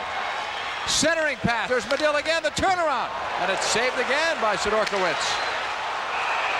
And a penalty coming up here, I believe, on Chin. Hooking is going to be the call. Well, again, here we go again. Atlanta with a lot of pressure again. They keep going to the net, and now they're fighting through their checks. Every time Fort Wayne's in their way, they're trying to go through it. Jeff Medill getting some congratulations on the bench from the rest of the guys as he had a great shift there. They kept going, and now they're getting through. And now they get, obviously, whenever you get some pressure, someone has to take a little extra hooking penalty, and that's what Chin did. Tried to get something out of there, little hook, and all of a sudden he's in the box. 2 minutes for hooking, and Atlanta's on the power play, and they've already scored 2 power play goals. Yeah, I got the wrong guy, unless the referee did, because Tredowitz is the guy that went into the box. They were looking at Chin at the time. I thought so too. I'd love to see that again, because I thought it was. I did too. Face-off will be to the right side, and what a great situation now for Atlanta. Another goal here, and look out, now it's 5-3. That really puts the pressure on Fort Wayne, but again, they've done a good job killing penalties. They've done, they've been killing 85% of the penalties off, so this is a good time for them to come up large too. Last 5 goals have been on the power play. Almost 6, here's a chance of the rebound. LaRouche can't find it. Sidorkiewicz can. Well, one thing for sure, the confidence of the Atlanta Knights has taken a quick turn in the positive side. Yes, it has. You know what I find the most interesting, too, is the way these boards, the puck comes off the end boards. There's been 3 or 4 pucks that have come off those end boards so fast that Sidorkiewicz hasn't been able to react, and I know that Greenlay had a rough time reacting to a couple. So over the boards are real hard in the end, but Atlanta is swarming right now, and this is a real big turnaround for them. We saw John Parrish, the Knights coach, testing those boards this morning, bouncing the pucks off them. See what he could find out. Drulia. Dubois had it blocked in front. Sidorkiewicz was screened, but Atlanta doing a good job of crowding Sidorkiewicz in front, blocking his view. Shorthanded, it's Lambert against Drulia, against a forward. But that time, Drulia won the battle. Dubois' pass. Edgerton has wingers breaking. The feed, centering pass in front. And I thought it was in. Finally, the light goes on, and it is a score for LaRouche. Don't turn the channel. It's 5-3, and the game has changed completely. Well, yes, it has. And the interesting here is this all started when Dan Lambert got caught one-on-one with Drulia. He got caught up the ice. He's the defenseman. He was not back. And Atlanta breaks back 4-on-3. And here, a beautiful pass here. You're going to see a nice saucer pass. Lands flat. Ruff makes a nice, easy pass across. And LaRouche makes no mistake on it, but a great play set up really from the other end. And here you're going to see the pass to Ruff, and he's going to lay a real nice saucer pass right down onto the table. LaRouche, who slides it right into the open side of the net. Sidorkiewicz has no chance, and all of a sudden it is 5-on-3, and Atlanta's third power play goal, Steve LaRouche's second goal tonight. Well, the secret is to get on the power play tonight. 6 straight goals on the power play. They've missed some, but I mean the last 6 goals have come in the power play. And here's Atlanta with McDougall. Atlanta's making this comeback, and Drulia hasn't scored. Neither has McDougall. They've been the playoff heroes, but so has LaRouche. That's his 2nd of the game and 11th of the year in terms of playoff scoring. Seplikov to Chin. Seplikov breaking, lost it in his skates, and then it's swept away. On the right side, here's Comets. Now to McDougall. Look at the spring in the legs of these guys, though. They're flying now. Here's a shot, sticked away Sidorkiewicz. That's his best save in a while. Off Comets. Back the other way, Seplikov had a good start to this game, but has disappeared, as have his teammates, many of them. It's almost as if a switch has been turned on one side and the other team hit the off switch. We're seeing 2 different games in 2 different periods, but certainly Fort Wayne has got to get something going. They got their big line on. This is the line that's got to get them going again. Behind the net, Bergeron sweeps it around the boards. Campo. They crisscross. That was not a good time. There's a break. Coming through, Darren Smith. Goes behind the net, centers it out. The shot went wide. Rebound out at the right point. Dupuis, the shot deflected wide off Hurd's stick. Talk about teasing the crowd. All the way back, it's Dupuis. This line showing some life. And now it's cleared back the other way. Lambert just came on a line change at the back. What's interesting is John Paris has gone to 2 lines. He's just using 2 lines. He's going back and forth. He's trying to get right back into this game. Lambert fires at a delayed penalty coming up. Delayed call as it's touched by Atlanta. We've got a cross-check. And a power play coming up. And the power play will belong to the Fort Wayne Comets with 12:04 remaining in the 2nd period. The Atlanta Knights have made a game out of it. Let's see what they can do when they're shorthanded when we come back.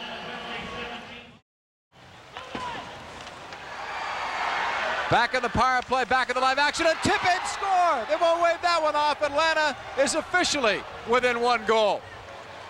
Well, LaRouche does it again here. Looked like a pretty harmless shot from the point. We're going to see Edgerton. All he does is shoot it towards the net, really just a flipper.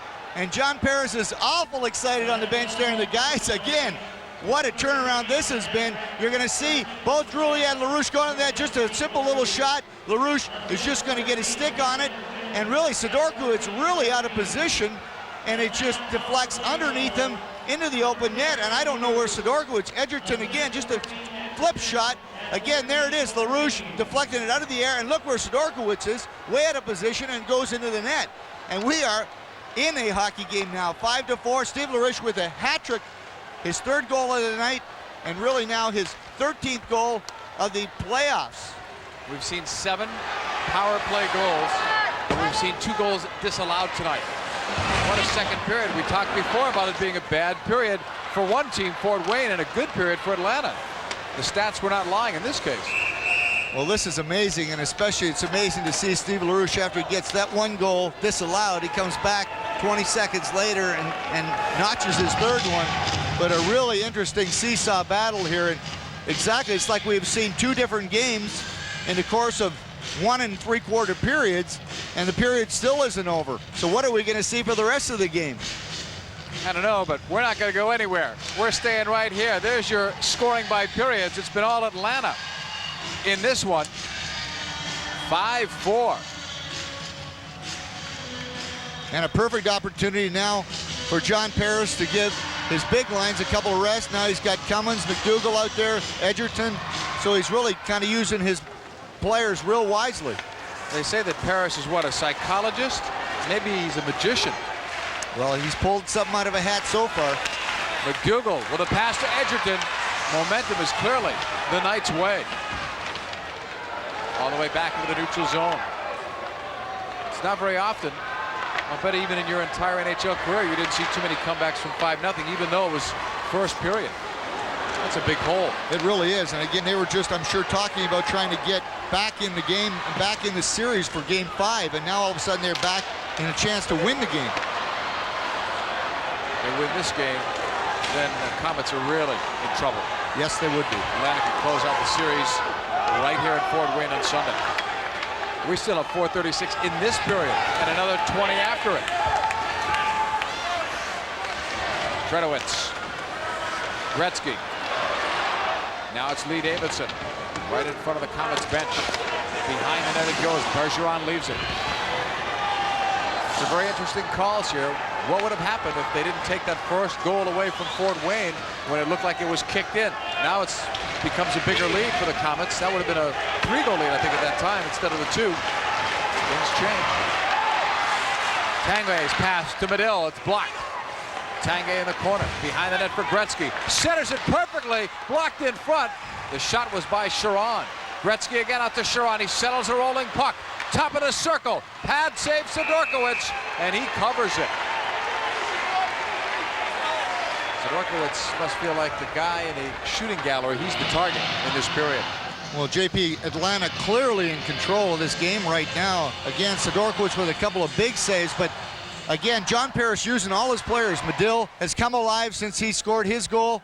Again, here's the shot by Sharon from the point, and Sidorkiewicz was able to get this rebound underneath his pads, but he's been having trouble with the replays. And there you can see both Medill and Cummins were right there on the doorstep. But again, the big line out, LaRouche, Drulia, Jason Ruff with a chance to really get a 5th goal and tie this game again. They're going head-to-head with Chin's line, which is really going to be an interesting matchup.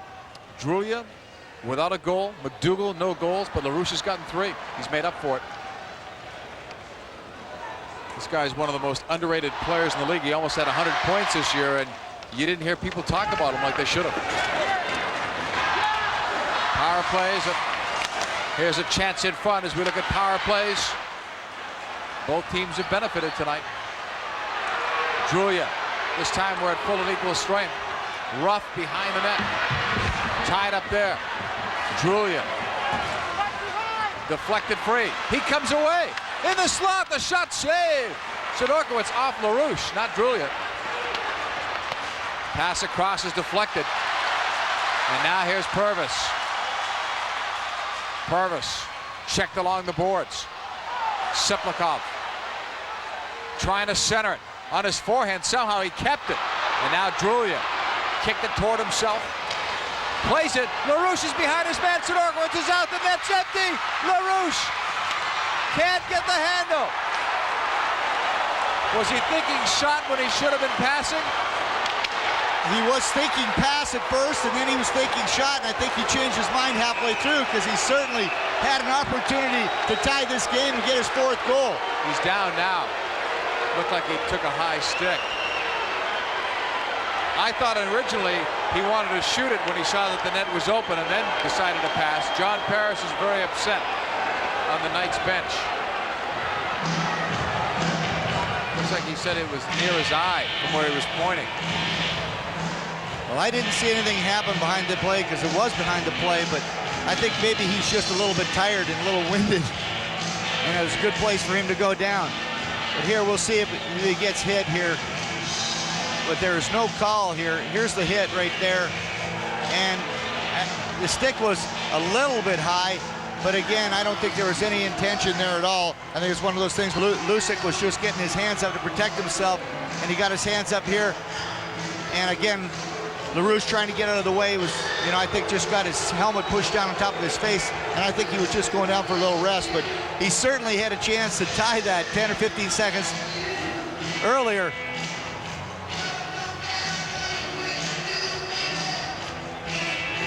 This is the play we're talking about here. LaRouche, Sidorkiewicz comes out of nowhere. He's going to slide, and LaRouche sees him last minute, slides by, and he looks like he's going to pass to Ruff. He puts a fake on, and now he's thinking pass, and he just mishandles it because he almost, ran into Buchanan there. I think if Buchanan would have stayed back, he would have been able to tuck it in. So it was real interesting, but again, a beautiful opportunity for Atlanta, and again, it didn't get. Here it is from this angle. He knocks it by.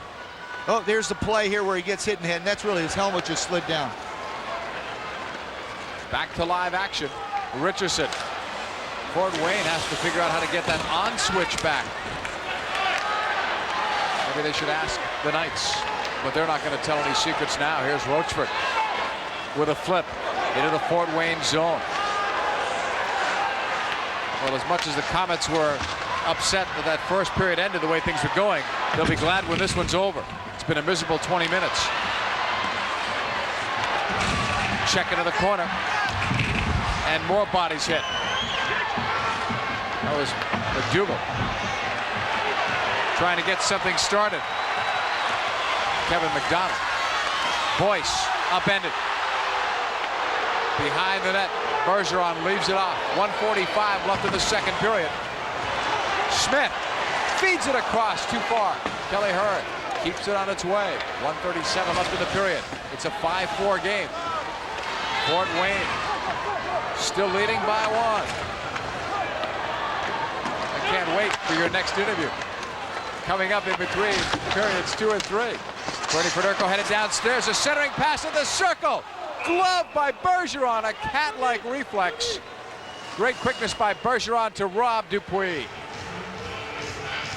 Good stuff by J.C. Bergeron, who with Greenlay won the Norris Trophy for the best goaltending record this year in the IHL. Watch the centering pass, Darren Smith. Perfectly to Dupuis. Screen in front. That was Kelly Hurd. And the quickness with a glove hand of Bergeron. J.C. Bergeron.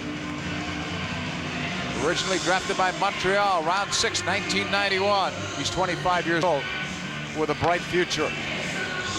LaRouche for the draw. Draw was 1. Kept in by the Comets. Lucic fired it wide. Kept in at the left point. Approaching 1 minute to go in this period. Chiron gives it up, and an offside, way offside. On the far side was Jason Ruff. With 1:03 left in this period. Stan Druya's had a great year, 3rd in the league in points, 2nd in goals, 2nd in shorthanded goals. Bruce Boudreau has to figure out the right words in between periods.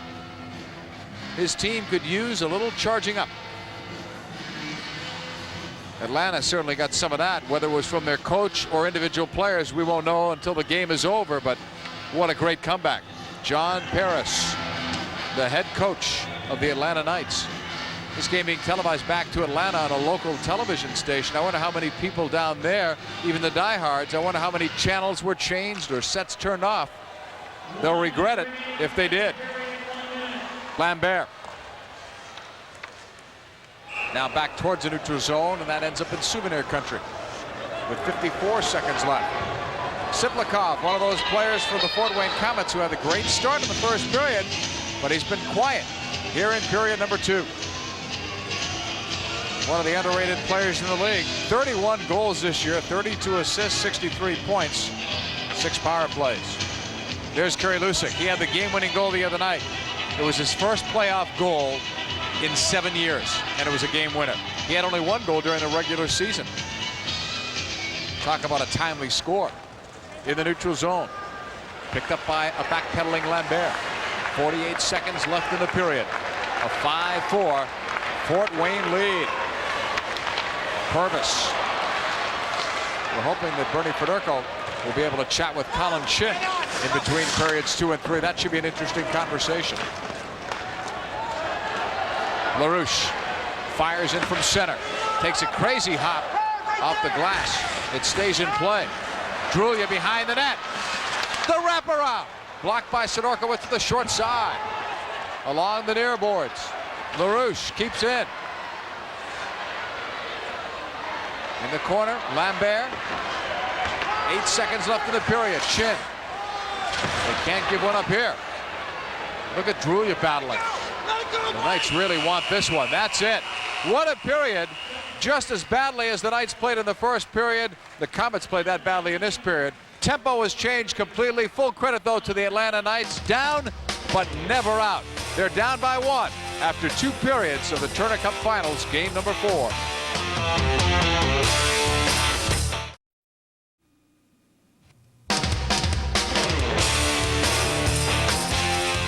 Memorial Coliseum is the place in Fort Wayne, Indiana. With Bernie Fedorko, I'm John Paul Della Cameron. Bernie, I don't think it's an exaggeration to say the next 20 minutes is the series for the Fort Wayne Comets. They win this period, they probably win the game. It's 2-2. They lose it, they're in deep trouble. Well, I think you're absolutely right. The series is so important for them to get back to 2-2 tie, especially when they had a 5-goal lead. This game should be over right now. Series should be tied 2 apiece.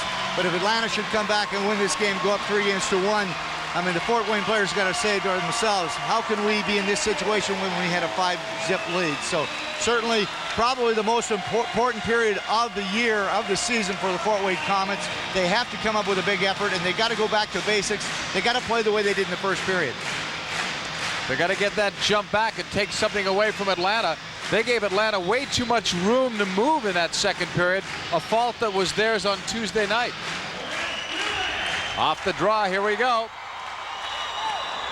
And Fort Wayne starts off, and they don't have their number 1 line out, at least not at the start. Along the near boards. Lusick lost it to Drulia. Here's Ruff to Drulia. He scores! It's tied! Stan Drulia! And the red light still hasn't come on yet.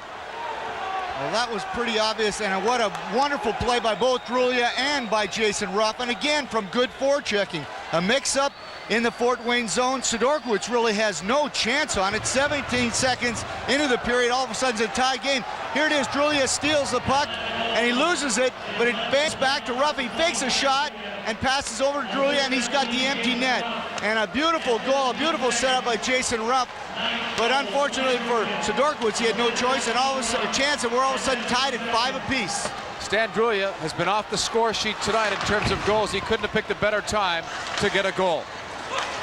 Playing right now without his helmet that was knocked off. Here's a shot from well out. Sidorkiewicz misses. Drulia off. Rivers fires it too high. And that puck went out of play. Well, that puck went off the crossbar and then out of play because the puck was rolling, and I think it hit the bar and went over. But I mean, getting back to what you said about Drulia, this line has done it all year. Drulia, 54 goals, unbelievable. LaRouche, 43 goals on the year, and here they are. Here they go again tonight. But here it is, a fake shot, and Sidorkiewicz has to challenge him. Drulia all alone on the far side, just notches it into the middle of the net. So, great play. You were saying before how the number 1 line was playing against the number 1 line before, but as this period started, Bruce Boudreau chose not to do that. Well, I think he was trying to conserve the lead. He wanted to play conservative, play a checking line against, and obviously a turnover that was very costly as Drulia notches his 11th of the playoffs, ties this game at 5 apiece. That broke a string, too, of 7 straight power play goals. Here's another shot. Sidorkiewicz has to cover on the short side on that rebound. And now, look out here. Is that Cummins? Yeah. Yes, it is. He was disturbing. Don't think that wasn't calculated. Well, again, Cummins has got to be careful that he doesn't take a dumb penalty, especially in this situation, but he was going to the net, and I think Sidorkiewicz is a little upset right now that he's let in 5, and especially 17 seconds into the period, and I think that was a little overplayed. Cummins was just going to the net as he has done all night, and he's played a real good game except for the hit that he did on Kelly Hurd. He's played a heck of a hockey game. It's a 5-5 tie, 19:09 remaining here in this third period.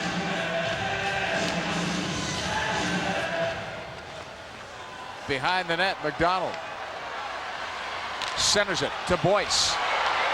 Boyce over the line. Into the corner, checked by Rochford. Kept in by the Fort Wayne Comets. Kick free, Middendorf overskates. Taken away, Rochford. Brings it up over center. Still carrying it. And now, late whistle, I thought, on an offside. 18:40 left in this third period. suddenly tied at 5. John Paris, what's he thinking? What's Bruce Boudreau thinking? Who would want to be a coach? That's probably what he's thinking. I think he's thinking exactly that. I think the Rolaids have come out long before this, but that is a really tough position to be in. Bruce Boudreau has got to be beside himself. A 5-0 lead, but really it's a 0-0 game right now. Next goal may win, but all they have to do is go back to basics and try to get the next goal. That's all there's to it. Cross knocked away. Even if his team loses here, John Paris has to be so pleased with his club for what they've done. 5-0, and you come back on the road. Cleared off the boards by the Knights. Dupuis blocked. Gretzky coming away with it. 3-on-3. Atlanta over the line. Tanguay, the shot of the forehand. Rebound just laid there for a while. Atlanta gets it back. Rivers, glove by Sidorkiewicz, who right now is not getting any help.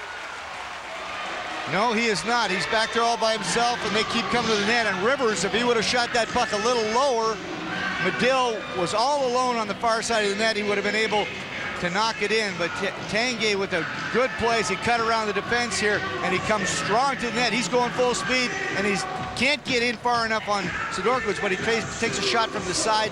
No one's able to get the rebound. But they are playing real there. Keep going at it. You see him here. He's got his speed.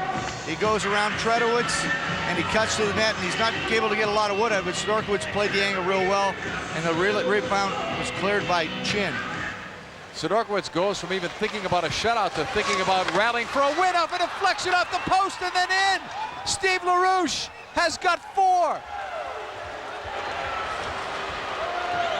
I'm seeing it. I'm not sure if I'm believing it. I can't either. Now, I don't know. It looked like Blaine Angus signaled that the goal went in on the slap shot first. It looked like he pointed first. Now, LaRouche made sure it was in. Now, I don't know if that went in first or not, but we're going to see the shot from the point again. Strong off the face-offs. That's what Atlanta's been here. Rivers takes the shot. Now, I don't know. That was deflected. Now, I don't know if that went in. I don't think that went in. LaRouche made it it was LaRouche's goal because it hit both posts, and LaRouche, Johnny on the spot to knock it in. What a game he's had. 4 goals. That's matched a couple of other players in the IHL playoffs with big games, but what a time to do it. On the road, Atlanta leads for the first time tonight, and as the saying goes, who would have thunk it? Listen. Unbelievable is what it is, JP. This is one of the best comebacks I've ever seen in hockey, in any league. And I'm talking hundreds and hundreds of games. You're absolutely right. You're absolutely right. Especially on the road.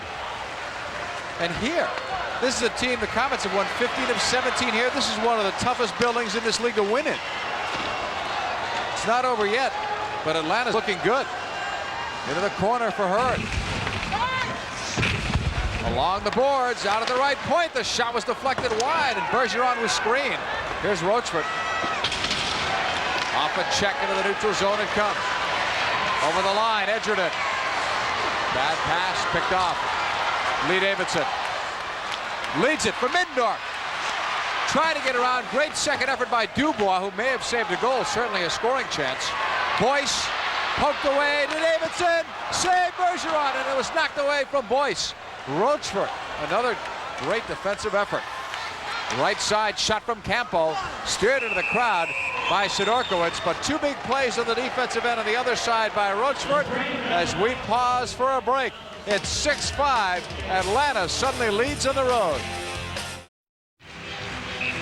Welcome back, everyone, to Prime's continued coverage of the 1994 Turner Cup Finals with Bernie Federko. I'm John Paul Della Camera, watching like you, hopefully.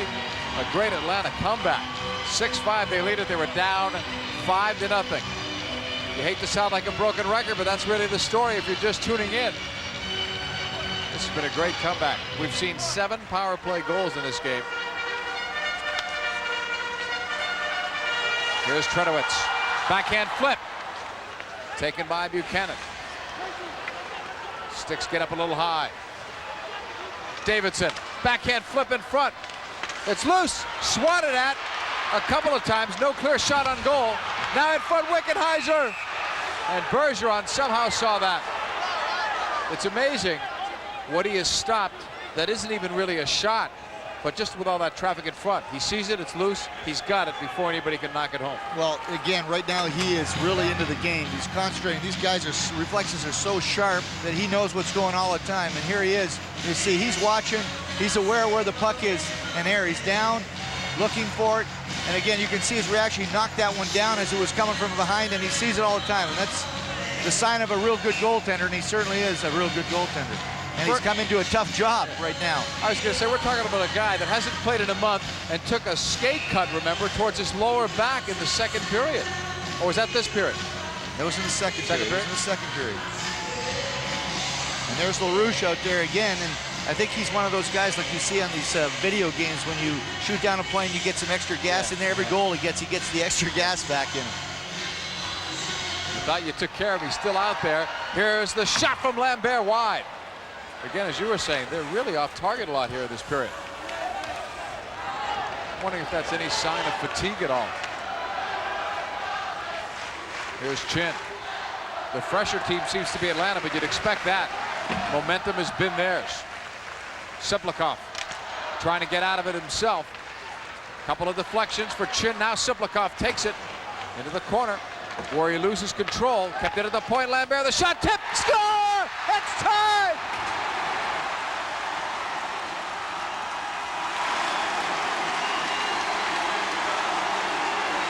We'll wait, but I think it's Siplikov's goal. Well, again, JP, what happens when you get the puck on the net? Dan Lambert gets the puck back at the point, and it's going to be like a harmless play. But all he's going to do is here he gets it. He gets a shot on the net, and there's a deflection, and it goes just to the left of Bergeron into the net. So Siplikov or Purvis is the one that knocked it out of the air. I'm not sure. We're going to see. Pass is going to go back to the point. And again, everybody's going to go to the net.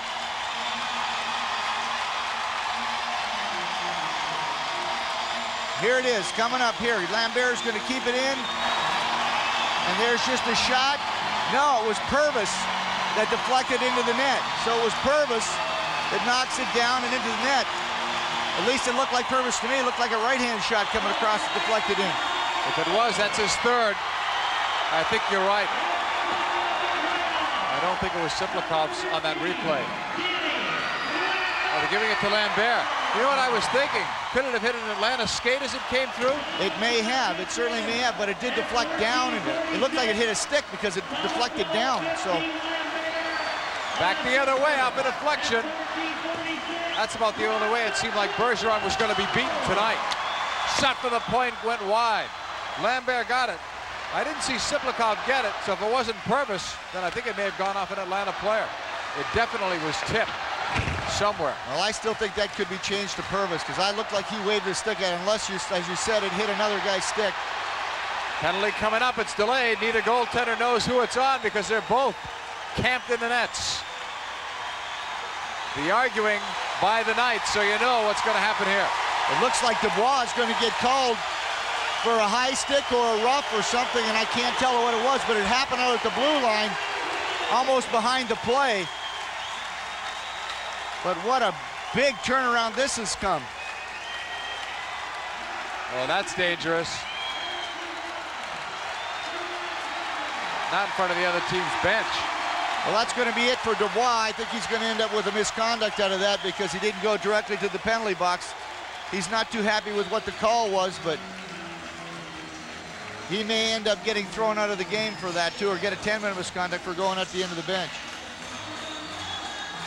Danny Lambert's second playoff goal, if it indeed does go to him, and you're right, the door's opening, he's gone. He's out. It's a tough time to lose your cool, whether it was a deserved penalty or not, and I didn't see it. Maybe we'll get a chance to look at it, but regardless, John Paris wants him to cool off. Well, let's see if we can see it here, right behind there. There's a punch in the back of the head, and referee, it's behind the play. A lot of times you get away with those, but this time he didn't, and he's got 2 minutes for roughing at the wrong time. And certainly the momentum definitely is on Fort Wayne. Just when it looked like Fort Wayne was in big time trouble, they have scored a goal. Now they're on a power play for the next 2 minutes, and we're under 5 minutes. Medill will serve it.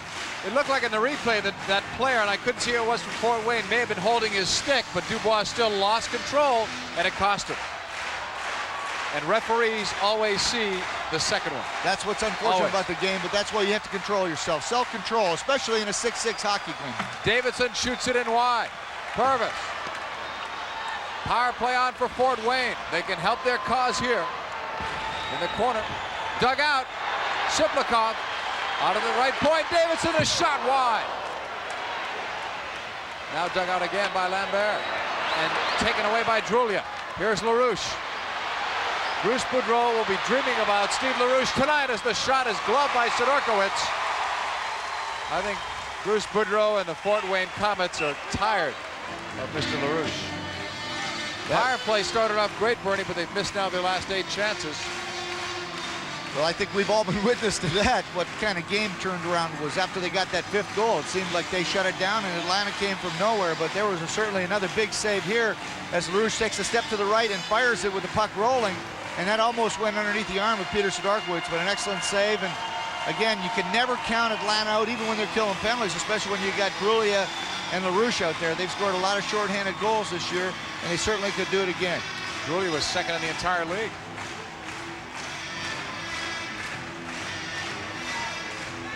And that man was third, Colin Chin, with 6. Off the draw, Purvis, behind the net. To the near side. Lambert gives it out. 1:14 of the power play. Tied at 6. Chin leaves it for Purvis. All the way across. Lambert circling. Davidson fires it low. It's loose. Shot is stopped by Bergeron. Behind the net, it's centered out. Kept it at the left point. Davidson fires off the crossbar and out. Lambert for Chin. Center point Lambert. Right circle. Colin Chin with a pass. It's deflected by Rochford. Chin getting it back. Power play with another 39 seconds left. 60-footer. Lambert save. Rebound is loose. One of the few times that Bergeron let a rebound go in the slot. Chin right back. Intercepted by the Knights, and they clear. Maybe one more chance in the power play, Bernie. 20 seconds. This is the last rush. They're going to have to make it count right here. Lambert. Drulia's another guy with amazing energy and stamina this whole game. And he's done it all. Power play, penalty killing, regular shift, double shift. LaRouche. We've not seen McDougall come back either, so we don't expect him to, the way he left. That means more ice time even for LaRouche and company. Oh, Drulia was just dumped by Dupuis as the puck comes back the other way. 2:12 left in regulation time. No shootouts, though. It's sudden death overtime if we get to that stage. And Atlanta's glad. Only Milwaukee lost more shootouts this year than they did. Stolen by Aaron Smith. Centering pass. No shot taken by Dave Smith as he was dumped. Darren Smith, who came back after getting that stick near the eye in his first shift out. Behind the net for Wickenheiser. Being tied up there. Knights move it out. Drulia. What a collision that was between Smith and LaRouche. LaRouche is stunned. Back the other way. Play continues. Picked up by McDougall, and now it's whistled down. Apparently the referee thinks that LaRouche is seriously hurt, because otherwise he wouldn't have stopped it.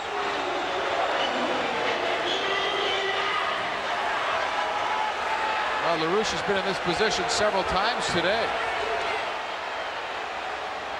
Well, he was just by accident. There was 2 guys just run into each other here, as you see here.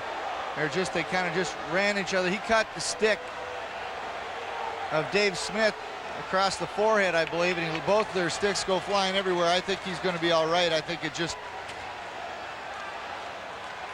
got one probably across the forehead, but the stick went flying, so I think he'll be going to be all right. I think he's maybe got a little headache right now. He'll get up. Well, I've got that in the neck where he's holding on.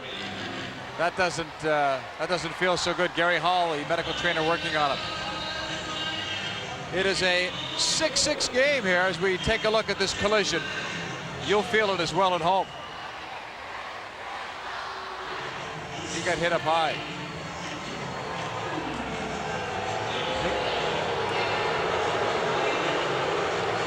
Well, LaRouche is being helped out, and John Paris doesn't like to see this.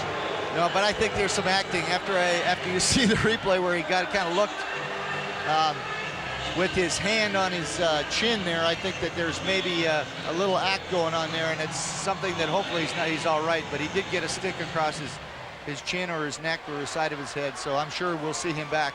With 1:34 left in this period, especially late, I don't expect him to be gone long if he's not hurt hard. 6-6 is your score. Third period, 1:34 to go. Atlanta came back from 5-0 down, and then Fort Wayne was down by 1, and here they came to tie it up. Game 4, Turner Cup playoffs. Fort Wayne needs this game. Game 5 is here Sunday, but it could be a quiet night if Atlanta wins this one to take a 3-1 lead. Well, it kind of looks like the next goal is going to win here, and certainly from another angle there you see LaRouche did get a stick across the side of the head, so let's hope he comes back. At least Atlanta hopes he certainly comes back. But I think you're going to see now some very cautious play, and you're only going to see a penalty called if there's going to be a scoring chance taken away. Look how much ice time Gretzky may end up with the 2 top centermen out. Off the draw, Gretzky kept it at the left point. Right side, McDougal fires, it's tipped. Knocked down, Boyce looking for it.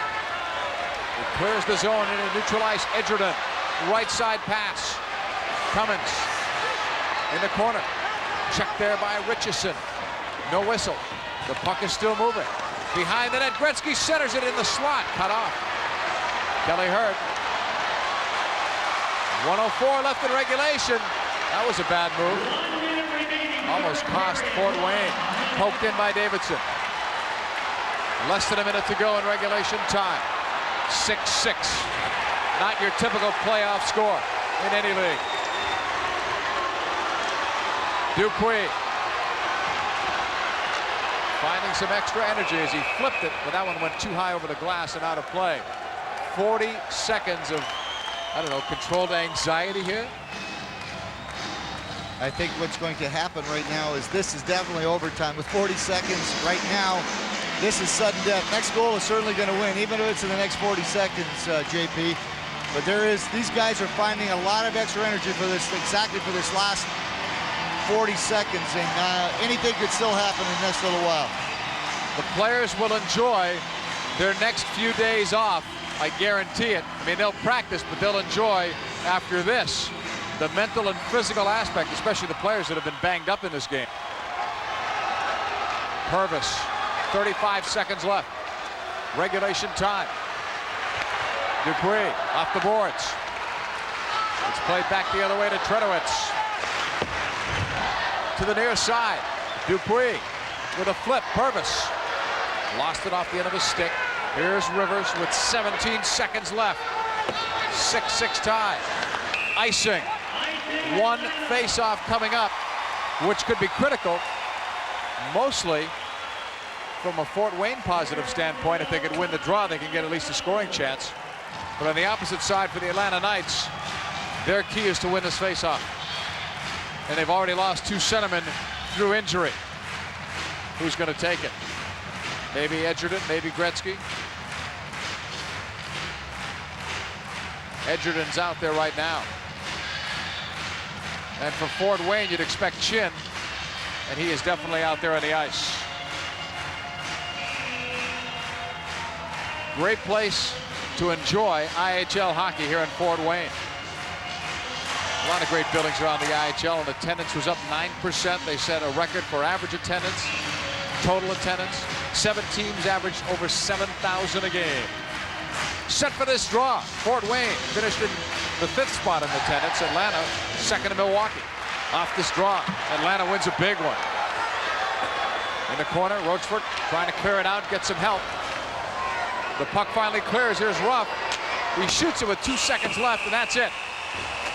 The period is over, but the game is not. Sudden death overtime will be coming your way very shortly. The next goal is going to win it. We've seen 12. The 13th will be the game winner.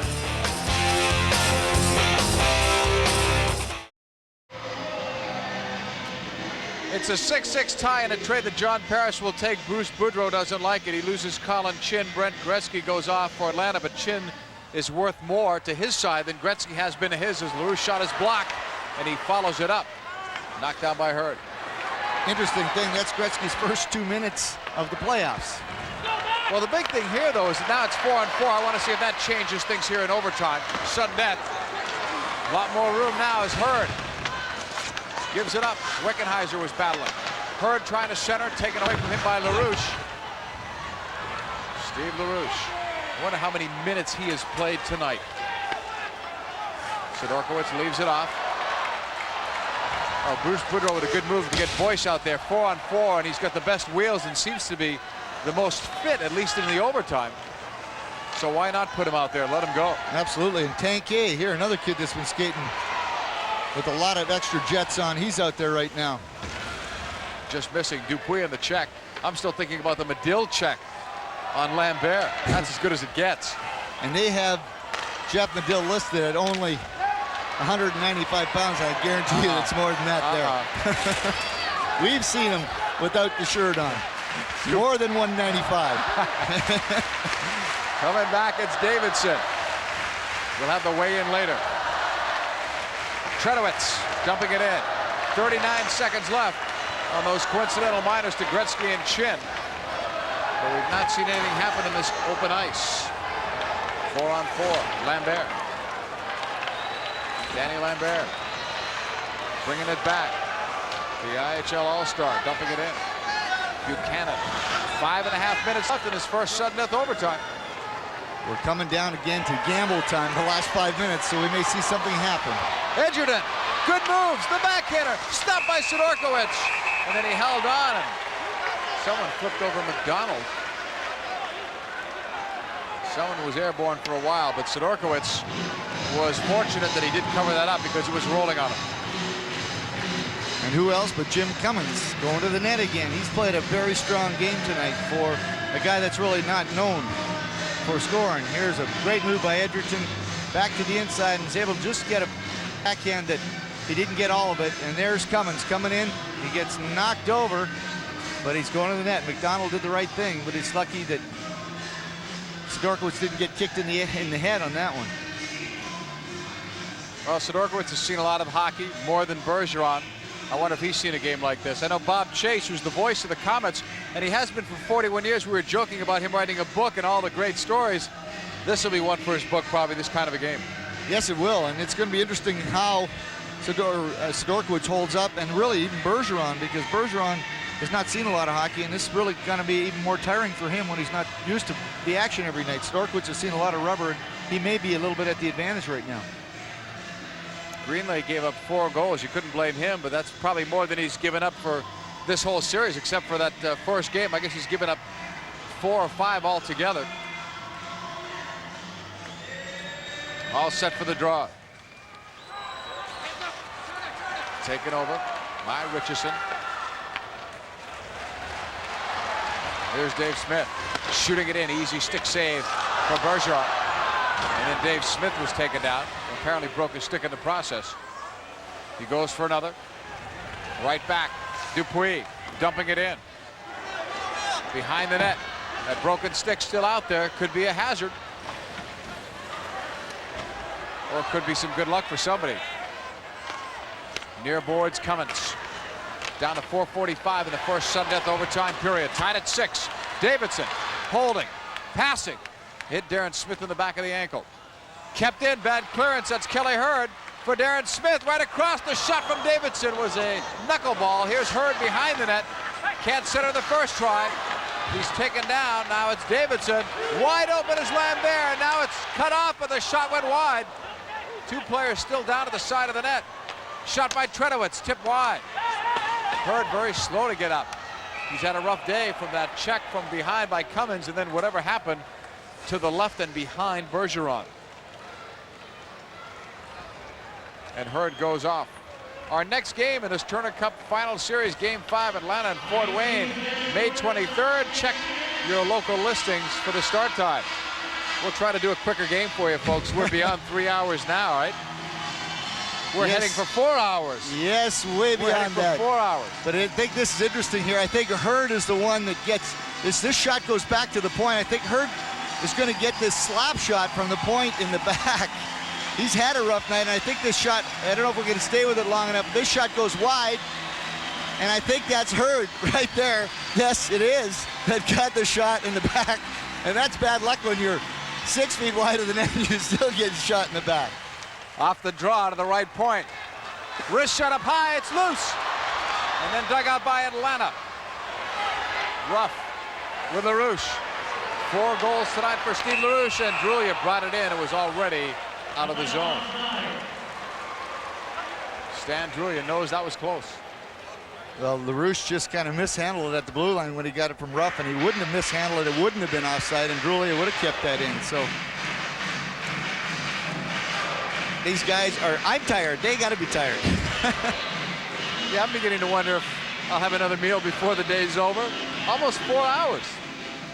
Here at Fort Wayne, no one can complain about not getting their money's worth out of this game, regardless of the outcome. But obviously, Comets fans will be crushed if they don't get a positive result out of this. Long shot by Rivers. 3:50 to go in the first sudden death overtime period. You're watching it here on Prime with Bernie Federko. I'm John Paul Della Camera. There's a pick off Drulia, and luckily it was blocked by Richardson. He atoned for that error. Can't make a mistake like that and you're in. Chin drop pass. The shot saved. Bergeron covers on the shot from McDonald. And now tempers get even shorter. Well, here again is that matchup. You got the #1 lines on both teams going head to head, which we haven't seen for a while again, and something usually comes out of that. A goal usually gets scored. And here it is. They break out here. And Collinchin just drops the puck here, and there's the big shot from the point that really Bergeron handles pretty easily, and then some action in front of the net. Siplikov is going for the net. Rochefort's just keeping him away. When you see those two #1 lines against each other, it's almost as if both coaches are saying, come on, let's end this right now. Somebody. Well, I think Boudreau has changed. I think he did the right thing. I think with Middendorf out there, a little bigger guy, Wickenheiser on the faceoff, and Boyce has certainly got a lot left in him. Set for the draw, Wickenheiser and Edgerton. Wickenheiser with a big edge and experience. Will it help here? Edgerton stayed with it well. Good battle on that faceoff. Intercepted now by Tredowitz from center. He'll dump it in. Ruff is there. Chased behind the net. Fires around the boards. It is deflected. It is souvenir country again. With 3:19 left. No one is leaving the building. No, that's what's great about this game, and that's what's so great about playoff hockey. It's sudden death. You never know what's going to happen, and as we said earlier, usually it happens with when you least expect it, and it's usually a bounce that you least expect. And certainly that's what one of these guys is trying to create right now.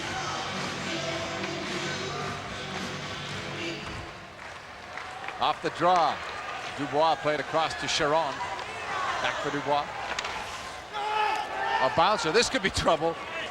That was one of those knuckleballs. Almost stolen away. Cummins helping out with some good forechecking. Now back in the neutral zone. The give.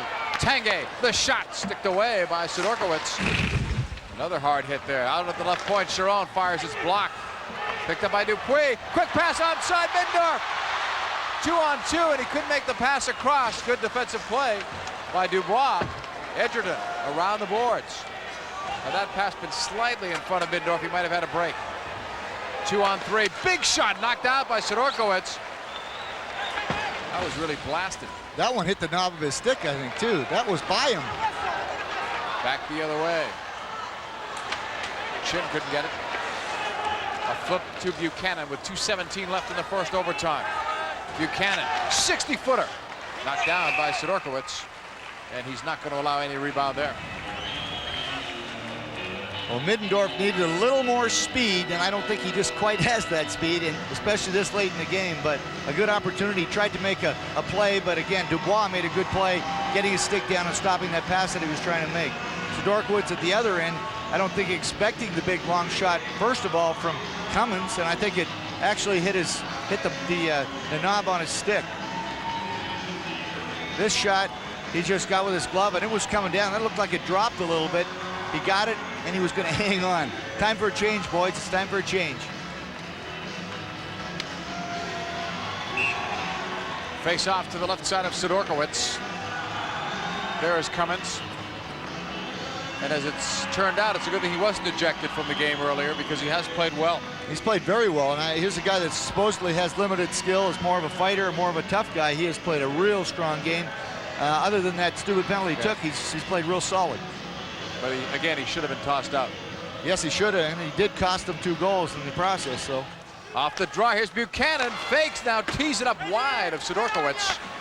McDonald, now to Purvis. Intended for Seplikov. Knights clear out, intercepted. McDonald fires it back in. Delayed offside, waved off. Down to a minute 50 in the first. Sudden death overtime session. This one will be costly for Atlanta.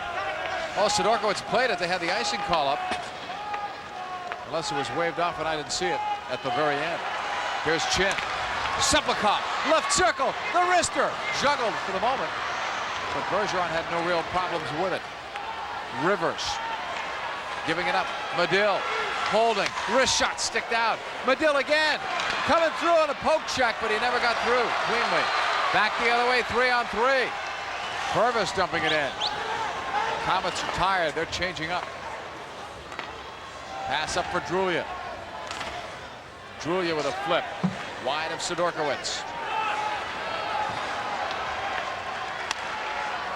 Here's something I thought I'd never say. 1 minute left in sudden death overtime. Drulia. Rough the shot. Sidorkiewicz looked like he got a slight piece of that off the stick. On a clearance. Icing is the indication of that rolling puck touched by Rochefort. It's coming right back, right where it's been for a good part of overtime. Sidorkiewicz's end. Yes, it has, and it's a real smart play by John Paris to end up with this last minute. He's got his big line out there, and they almost turned one over there.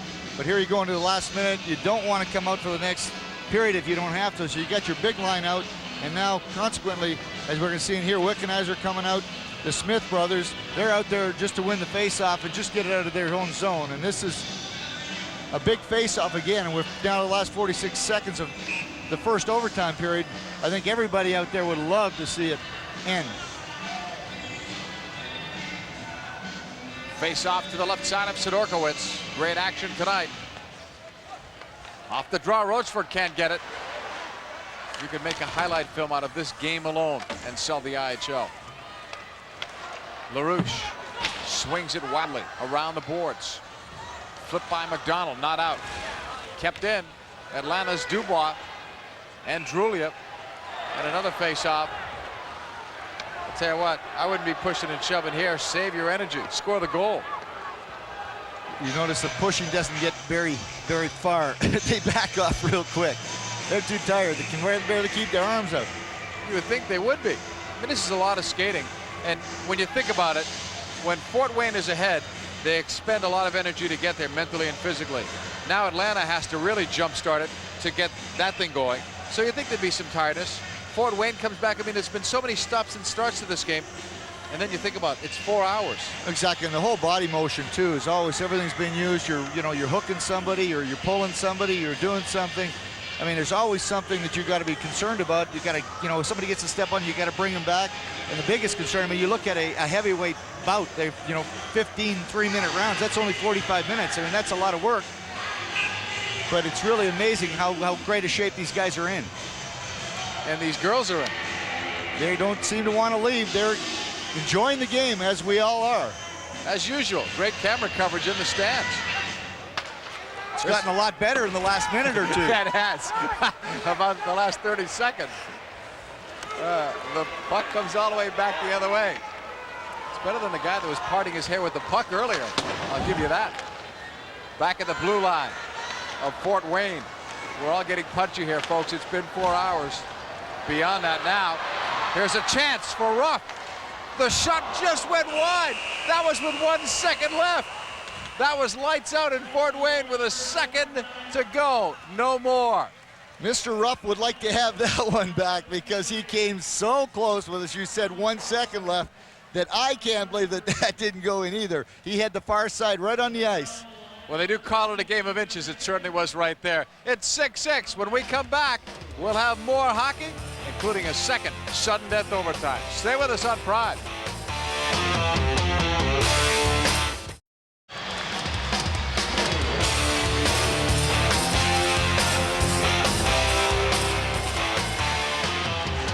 Welcome back, everyone, to the Memorial Coliseum in Fort Wayne, Indiana. And for every picture of a fan that we showed you sleeping, there's a few thousand fans that are wide awake, waiting for the final goal to be scored. And naturally, they're hoping that it belongs to a Fort Wayne Comet player.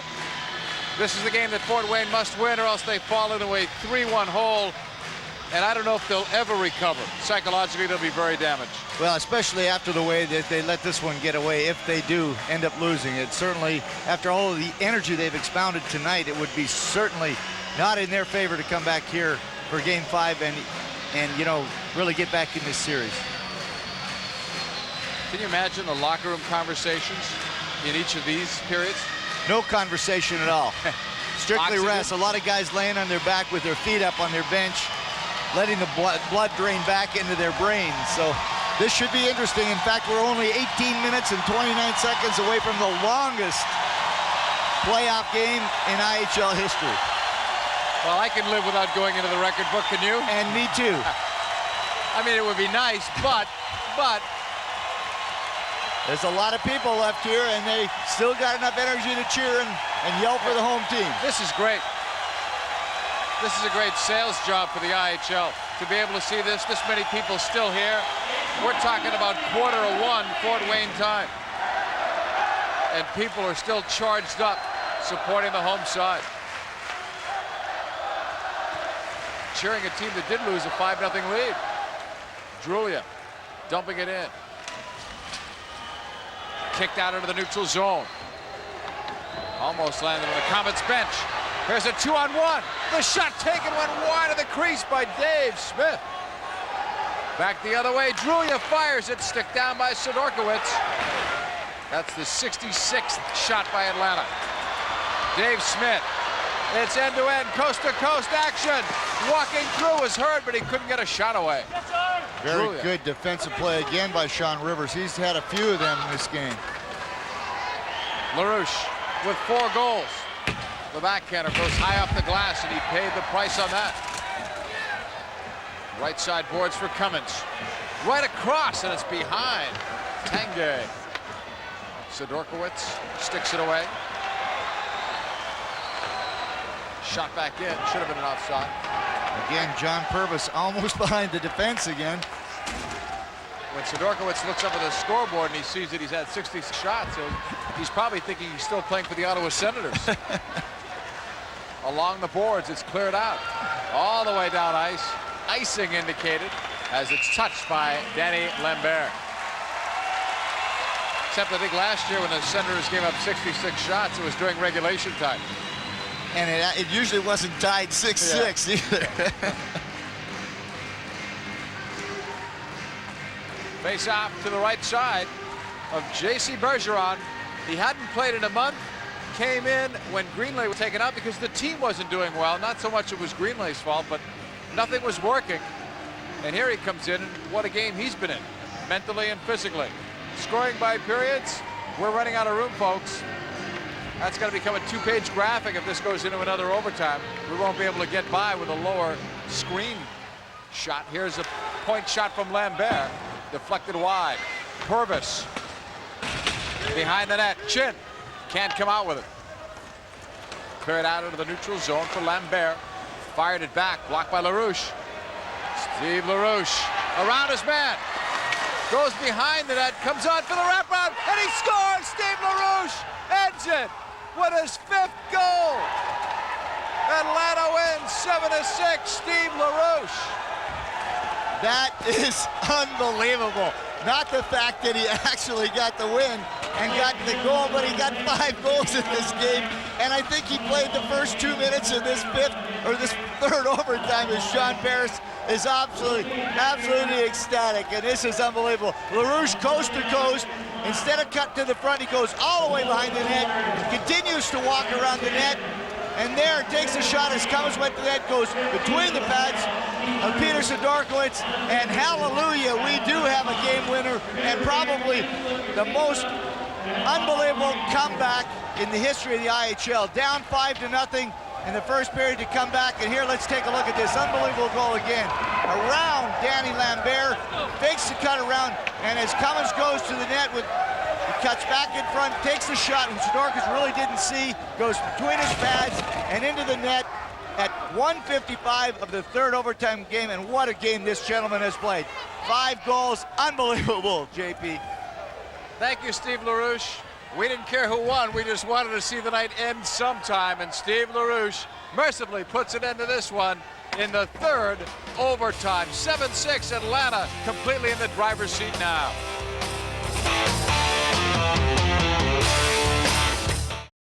Not in this series. Our next telecast is coming up. We hope you'll check your local listings as Atlanta takes on Fort Wayne. It is May 23rd, the Turner Cup Finals, Game 5. We're all tired. We're going home. We hope you enjoy the action tonight on Prime. 7-6 was the final. Atlanta wins it in the third overtime. They lead in the best-of-7 series. 3-1 for Bernie Federko. I'm John Paul Della Camera. So long, everyone.